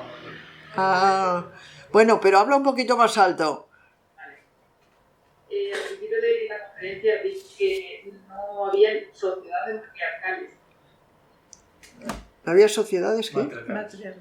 Bueno, no, esto si queréis lo dedicamos un rato, el próximo o otras sesiones. No ha habido sociedades matriarcales en el sentido, vamos a entendernos, en el sentido de que la mujer tuviera el poder de la sociedad. O sea, el matriarcado, tal como lo describen los antropólogos, pues es la línea de descendencia de la madre. Claro, era la única que se veía, que se sabía. Ha habido un montón de sociedades y un montón además de siglos en los que no se sabía cómo se hacía la generación. Bueno, os puedo contar, está en Mujer y Sociedad, uno de mis primeros libros, cuando encontré un texto de un ginecólogo español del siglo XIX, aquí a la vuelta de la esquina, que dice cómo están pretendiendo que la generación humana se haga mediante unos homúnculos que salen con el esperma de masculino. ¿A quién se le ocurre semejante disparate? Porque eso pertenece al secreto divino. Solamente Dios puede conocer los misterios de la generación. Esto en el siglo XIX, ¿eh? Se pueden encontrar disparates iguales a lo largo de siglos muy recientes. Entonces, claro, las sociedades primitivas, muchísimas, tienen solo la descendencia matriarcal y estaban muy estudiadas por Margaret Mead, que fue una antropóloga norteamericana muy conocida y aquí se hizo muy famosita, que explica, sobre todo en Australia y en algunos sitios, pues eso. En realidad la genealogía es por vía de la mujer, ¿verdad? Por vía materna, pero también la abuela, etc. Y el hombre pues va a la casa de la mujer porque la única manera de saber si el hijo pues es el de la mujer. Pero el poder político no lo tiene. O sea, esas sociedades matriarcales, llamándole político en términos, como imagináis, muy amplios, pero el poder es el del Consejo de Ancianos, que es una fórmula muy antigua y que se repite, que son los hombres más viejos de la tribu. Y por supuesto, el control de natalidad, más que el Consejo de Ancianos decide, que suele ser mediante el infanticidio, y el control de los materiales, ¿verdad? De las materias primas, lo tienen los hombres. Y además maltratan a las mujeres, eso está estudiado en las comunidades, los Yanomamo del Amazonas, que están en la frontera entre Perú y Brasil, me parece que sí, Brasil, castigan a las mujeres disparándoles flechas. Las atan a un árbol y les disparan flechas. Pero os puedo contar todas las clases de torturas y está naturalmente la clitoridectomía, que todavía sigue en muchas zonas del mundo, y estaban las mujeres jirafa de Birmania, no sé si habéis oído hablar de ellas, ¿verdad? Bueno, que les ponen unos aros en el cuello desde niñas y les van estirando el cuello. Eso hace que las vértebras del cuello se separen, de modo que no pueden vivir sin ese collar. Para castigarlas les pueden cortar un anillo y entonces se cae la cabeza.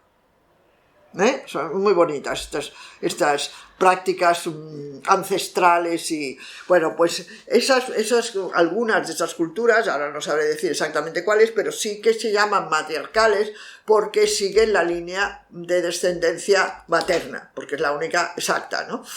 Pero eso no significa que tengan el poder. Y yo ponía siempre el ejemplo de que si dentro de 1 millón de años encuentran en España las figuras de las vírgenes, dirán que era un matriarcado. Porque si no tenemos figuras de vírgenes, si no tenemos estatuas de vírgenes, ¿verdad? Pues a ver, dirán, ¡ay, los antropólogos! Pues mira, aquí eran matriarcados, las mujeres mandaban, porque fíjate cuántas mujeres están ahí adoradas, ¿no? En altares, en iglesias, en sitios especiales, y se encuentran las oraciones a la Virgen, creo que es en los católicos, países católicos, pero en España, la que más hay. Las más oraciones, las mayores, están dedicadas a la Virgen. ¿Y qué? Ha habido matriarcado y tenemos un matriarcado en el término de poder de las mujeres. No, yo esto no me lo he creído nunca, lo he investigado un poco, no hay más que observar, lo observas de propia experiencia, porque he estado y viajado en muchos sitios, pero además de todo lo que han escrito, cómo se relacionan hombres y mujeres en las comunidades primitivas. Y los hombres las violan, las maltratan, las atan, practican la clitoridectomía. Por eso yo he dicho que no existió el matriarcado. Los queréis lo podemos analizar más largamente cuando hablemos, además que hay que hablar del modo de producción doméstico, que no será el próximo día. El próximo día ya os he dicho que sería el miércoles, el próximo día toca clase. Clase, son términos así, ¿verdad? Producción, clase, que parecen muy aburridos. No lo es. Cómo se construyen las clases sociales. Y luego, si acaso, ya una vez desarrollemos esto, en la otra ya podemos entrar, si queréis avanzar más rápidamente, hay muchos temas, Lo lógico es que el siguiente sea conciencia de clase. No es lo mismo pertenecer a una clase que tener conciencia de clase. Y este es un tema importantísimo, porque ahí tenemos a los gallegos votando a Feijóo. Gracias, Lidia. Tenemos 2 palabras pedidas. Vale. Primero José y luego Teresa. Sí, gracias, ok. La verdad es que esto es un tema que a mí me apasiona. Gracias, Lidia, porque este tema que has hablado hoy, desde luego a mí me apasiona bastante, ¿no? Ayer mismo vi el reportaje de Juan Luis Arzuaga sobre Atapuerca y la verdad que muy bien. Yo recomiendo, incluso cuando empezó todo este asunto de Atapuerca, yo creo que hace ya 15 años por lo menos, ¿no? Los científicos norteamericanos intentaron pues comprar, digamos,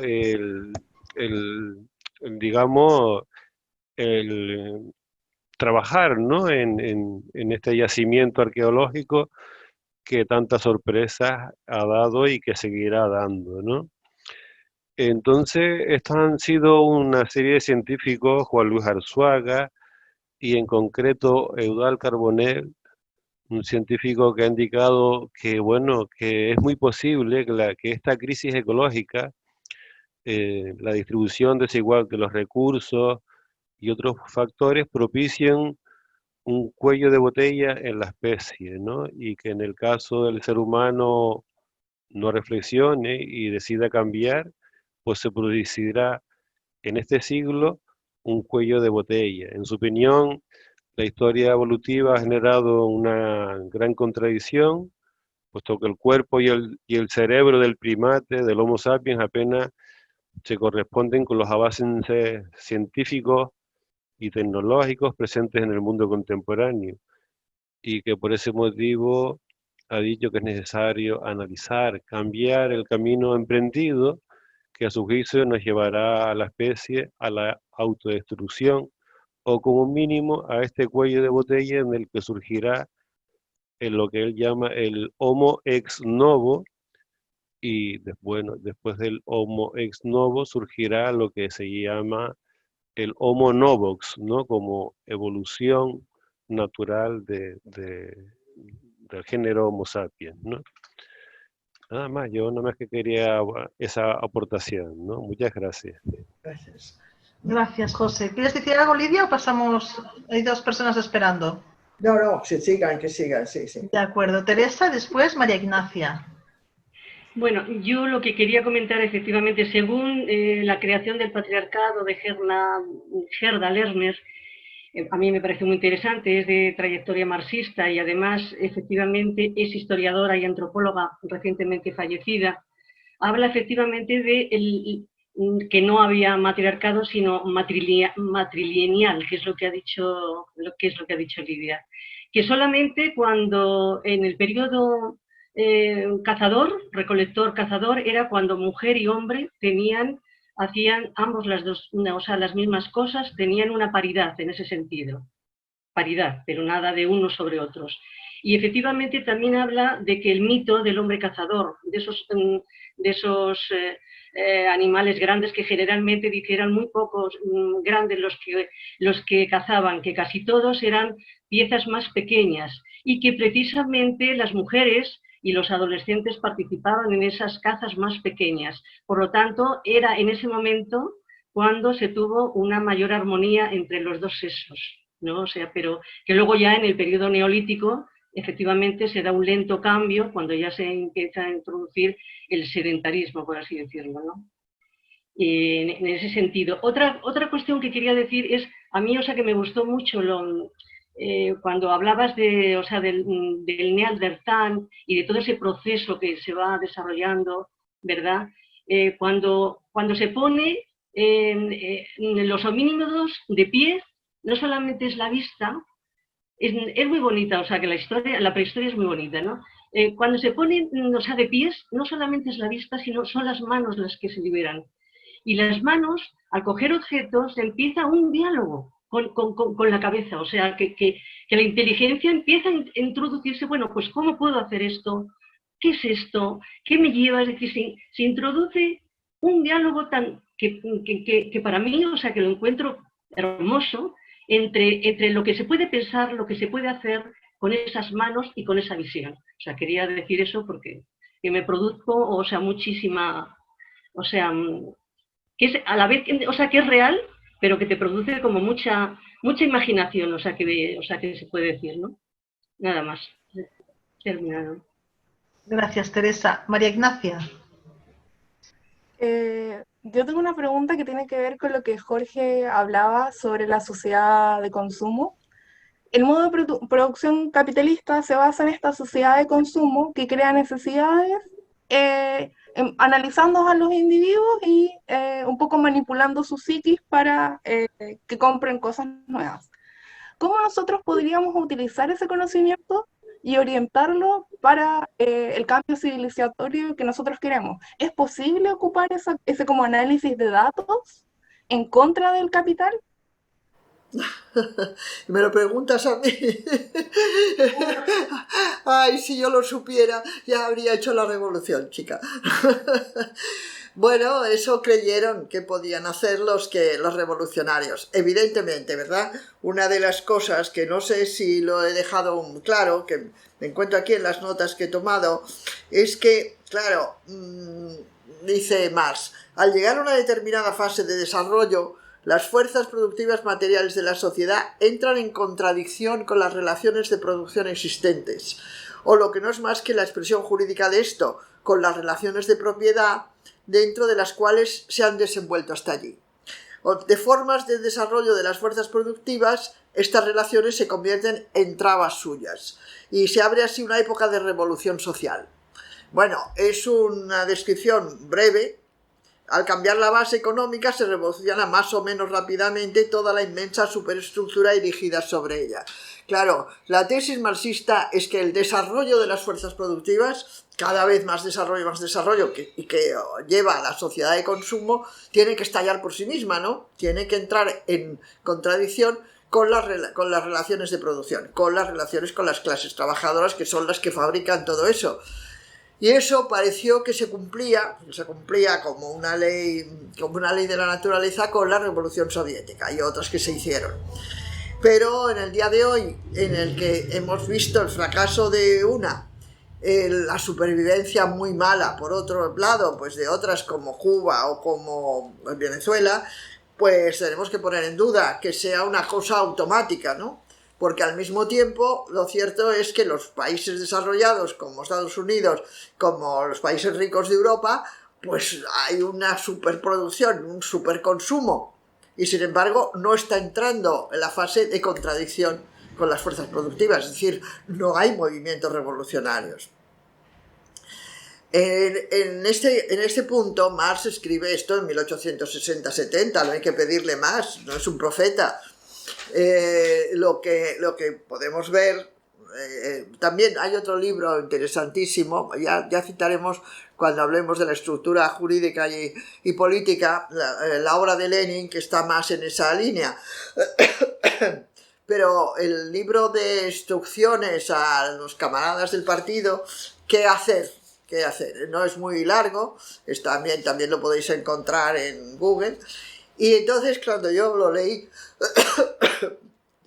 todo esto muy joven, además empecé por eso. Tengo un poco de la tisana, quizá. Pues yo ya entonces, y fijaros que han pasado años, lo que pensé, como era evidente, es que Lenin no conocía la televisión.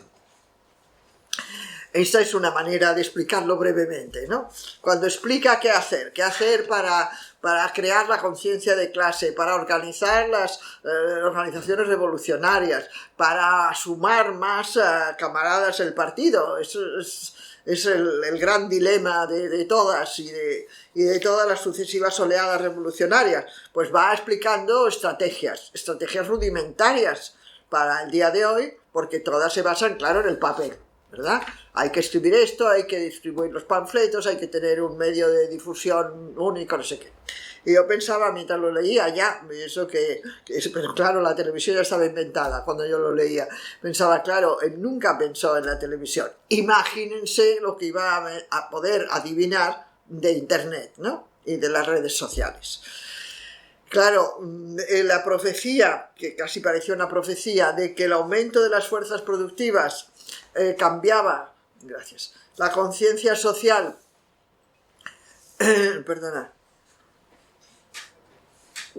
y por tanto entraba en contradicción las relaciones de producción y se producía la revolución, pues no es una ley exacta, no es la ley de la gravitación universal, porque el capital aprendió mucho.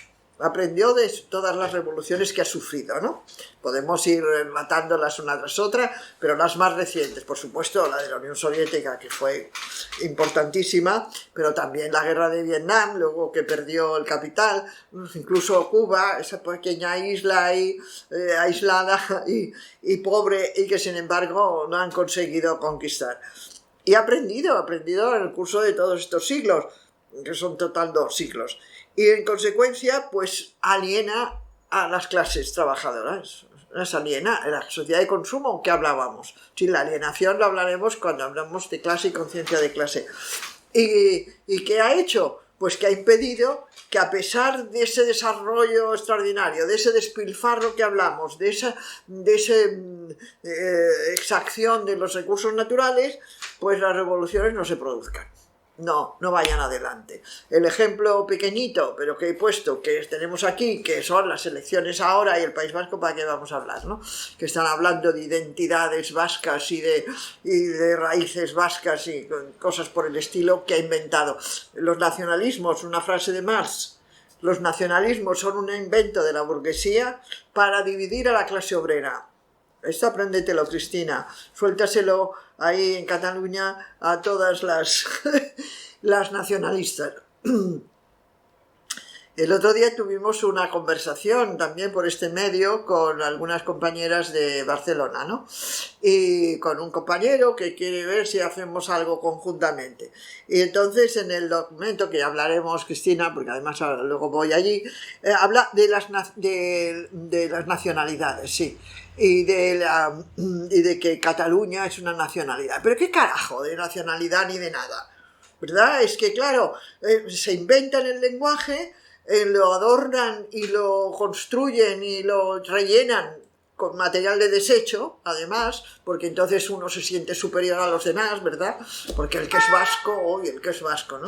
Y el que es catalán, pues ya ves.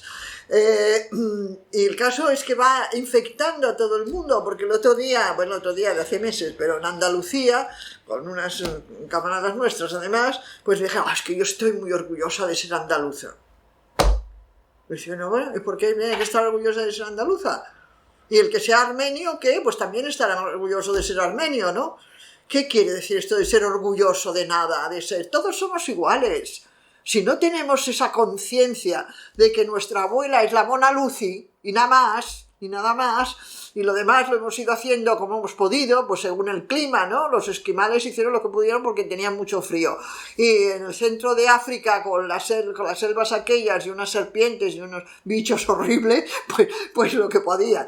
Y bueno, pues el industrialismo surge aquí y entonces avanzamos. ¿Pero qué es esto de ser ni andaluz, ni gallego, ni vasco, ni tal? Esto es una infección en España, fundamentalmente, pero los nacionalismos crecen en muchos sitios, ¿no? Hemos visto cómo han destruido Yugoslavia. Esto es uno de mis dolores, ¿eh? Uno de mis dolores fue la destrucción de Yugoslavia.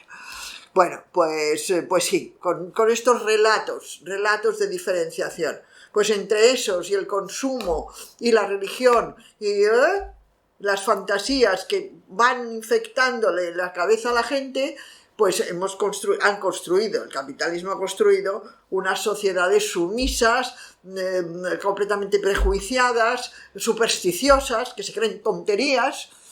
Bueno, una de las tonterías las hemos vivido, yo creo que os lo he dicho cada vez porque me irrita tanto, que es que salen a aplaudir a los sanitarios, esta bobada. Bueno, ustedes en Latinoamérica, no, espero que no sean tan tontas, pues salen aquí en España a aplaudir a los sanitarios, pero no piden que les suban el sueldo, no piden que haya más hospitales, que haya más camas, ¿no? Sino, todas y unas lloran y todos, y los propios sanitarios, que hace falta, salen a la puerta del hospital también a aplaudir.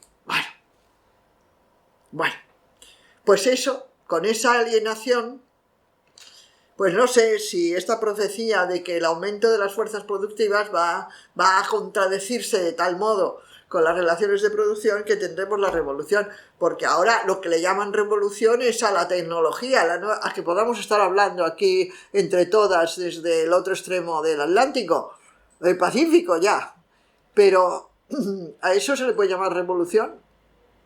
Tendremos que hacer una sesión sobre qué es una revolución, ¿no? Yo no sé si estaba Cristina o otra de las camaradas que moderaba el debate de ecología, que la muchacha de Greenpeace, no sé si lo habéis visto, está en YouTube, ya se editó y está allí. La muchacha de Greenpeace, que es la gran organización ecologista, y que además ha tenido muchas bajas porque les han asesinado a sus militantes. Después de las mujeres, los que ahora hay más víctimas en el mundo son los medioambientalistas. Están matándolos a Berta Cáceres, allí en Kenia, en muchos países el capital está asesinando a los que intentan que no haya una destrucción del medio ambiente. Bueno, pues esta muchacha salía a dar unas recetas caseras, ¿no? Me parece que esto quizá os lo habré contado, pero que ahí fuéramos en patinete, ¿no? Bueno, contado así, pues resulta absolutamente ridículo. Pero entonces cuando dije, bueno, pero esto va para largo, ¿no? Esto no sé qué, bueno, pero es que hay que hacerlo, no sé qué, y dije, no, la revolución hace las cosas deprisa.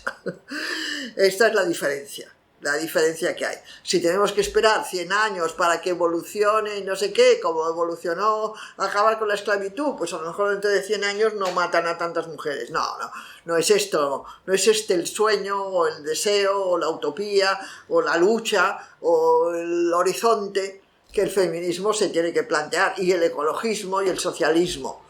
Pero, chica, yo la verdad es que si tuviera alguna vacuna, alguna inyección que ir poniendo para hacer revolucionaria a la gente, pues lo haría, ¿no? Hace tantos años que lo intento. Lidia, ¿da tiempo a una palabra más? Sí. Ha pedido Jorge. Jorge, adelante. Sí, es muy breve. Es también contestar a María Ignacia. Yo no sé yo tampoco sé, me pasa lo que a Lidia, qué es lo que hay que hacer para dar la vuelta a la tortilla, para aprovechar la sociedad de consumo para hacer lo contrario de la sociedad de consumo e invertir el mecanismo. No lo sé. Y además creo que no lo sabe nadie. Lo que sí sé, lo que sí creo que estamos en condiciones de hacer es dar conciencia a los trabajadores, a las mujeres, a las personas que están viviendo en una situación de desigualdad, de que están viviendo en una situación de desigualdad.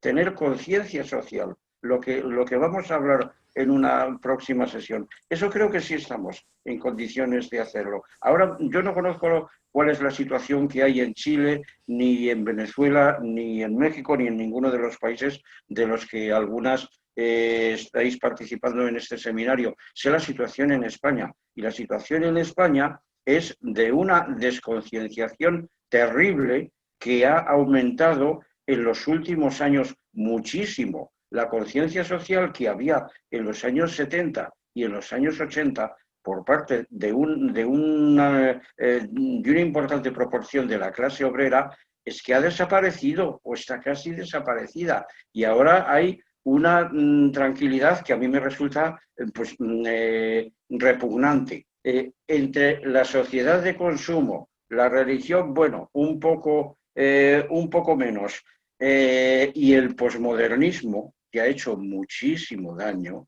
El posmodernismo, no sé si a Latinoamérica ha llegado tanto como aquí, pues tenemos una clase trabajadora totalmente desmovilizada, desilusionada y pensando que, bueno, no es un mundo muy feliz en el que vivimos, pero es el mejor de los posibles. Y esto yo, de verdad, me pone de los nervios cada vez que lo digo. Ah, sí, y el nacionalismo es otra de las cosas que ha hecho muchísimo daño a la lucha por las reivindicaciones sociales en España.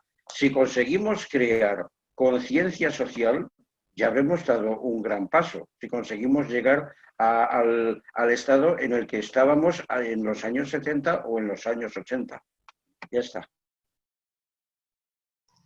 Gracias, Jorge. ¿Lidia? Bueno, pues sí, lo que has dicho es exacto y las preocupaciones de todas son las mismas. Y el posmodernismo no sé si ha llegado con la fuerza que se ha instalado, bueno, en Europa y por supuesto en Estados Unidos, pero en Latinoamérica. Pero claro, es que el modo de producción capitalista se ha instalado de esta manera y tal como además estamos estudiando, ¿no? en estas charlas que estamos, como el modo de producción lo condiciona todo, condiciona la conciencia, condiciona las leyes, condiciona tal. Y además lo que aprendió el capital en estas revoluciones, algunas más o menos exitosas y otras fallidas, es que hay que contentar a los trabajadores, hay que ilusionarles, engañarles, no sé qué, tal. Pero lo mejor es convencerles, como decía yo muchas veces, de que es el mejor de los mundos posibles, de que, claro, si hablamos de las clases trabajadoras en Europa, viven 1000 veces mejor que en África o que en Asia, y un poco mejor que en Latinoamérica también. Entonces, pues, llegó la socialdemocracia. Y en eso creo que podemos detenernos en algún momento, pero que ya hemos comentado, me parece, y que ya lo sabemos todas, ¿no? Pues que cuando llega y se le da algo al que tiene poco, o se le da algo al que no tiene nada, se le da un poco más al que tiene poco, y se contenta con algunos servicios malos como el de sanidad que hemos comprobado ahora, pero se va adormeciendo a la gente, porque de todas maneras vamos a ser justas, ¿no? La revolución causa muchos sufrimientos. Primero, para trabajar para ella significa, bueno, invertir una buena parte de tu vida, de tu tiempo, de tus alegrías, de tus distracciones. Estar, además, eso os doy testimonio, ¿no? En constante situación de rabia, haciendo el análisis de lo que sucede y en la impotencia en la que te encuentras. Después, en según qué situaciones, lleva a la cárcel o a la muerte. Y eso es duro, eso es muy duro, camaradas, lo sabemos. Entonces, claro, en los países donde, y puede ser Latinoamérica una esperanza, donde las contradicciones entre la explotación capitalista, los modos de producción que allí se tienen, las formas de producción y la explotación de las clases trabajadoras, puede dar un estallido social, puede dar quizá un estallido revolucionario, pero ya hemos visto cómo se comporta el capital, ¿no? Podemos hacer la lista de los crímenes que ha cometido, sobre todo el imperialismo, pero cualquier nación imperialista, ¿no? En Chile. Y bueno, Venezuela hasta ahora batida de esta manera, allí no se han atrevido a la invasión y su ejército aún se mantiene fiel a la revolución, pero es difícil, es muy duro y lo estamos viendo todas. Claro, como decía, creo que el otro día debí repetirlo, ¿no? Como decía Gramsci, tenemos que actuar con el pesimismo de la razón y el optimismo de la voluntad. Y entonces con nuestra voluntad empujándola y empujando así, intentando captar y convencer a otras muchas que tengan sensibilidad, porque al final, pues, para militar no se necesita más que un poco de sensibilidad, ¿no? Yo ahora una de las tristezas que estoy cada día viendo es cómo están los temporeros que vienen a recoger la fruta a una región de España, que es Lérida. Y encima los acusan de haber traído el último brote de la epidemia. Viven en el suelo, viven en el monte, viven en los campos o en unos chamizos espantosos, todos amontonados, sin agua corriente, y encima los acusan de que han venido y han infectado, ¿no? Bueno, pues ves esto, intentas sensibilizar a los demás, es el próximo artículo que tengo que escribir, y seguir. ¿Qué vamos a hacer? Porque si no siguiéramos, yo también me sentiría muy mal conmigo misma. Esto es lo cierto. Muchas gracias, camaradas, por estar ahí y os espero el miércoles. Gracias. A ti. Gracias a ti, Lidia. Gracias, Lidia. Buen viaje. Gracias.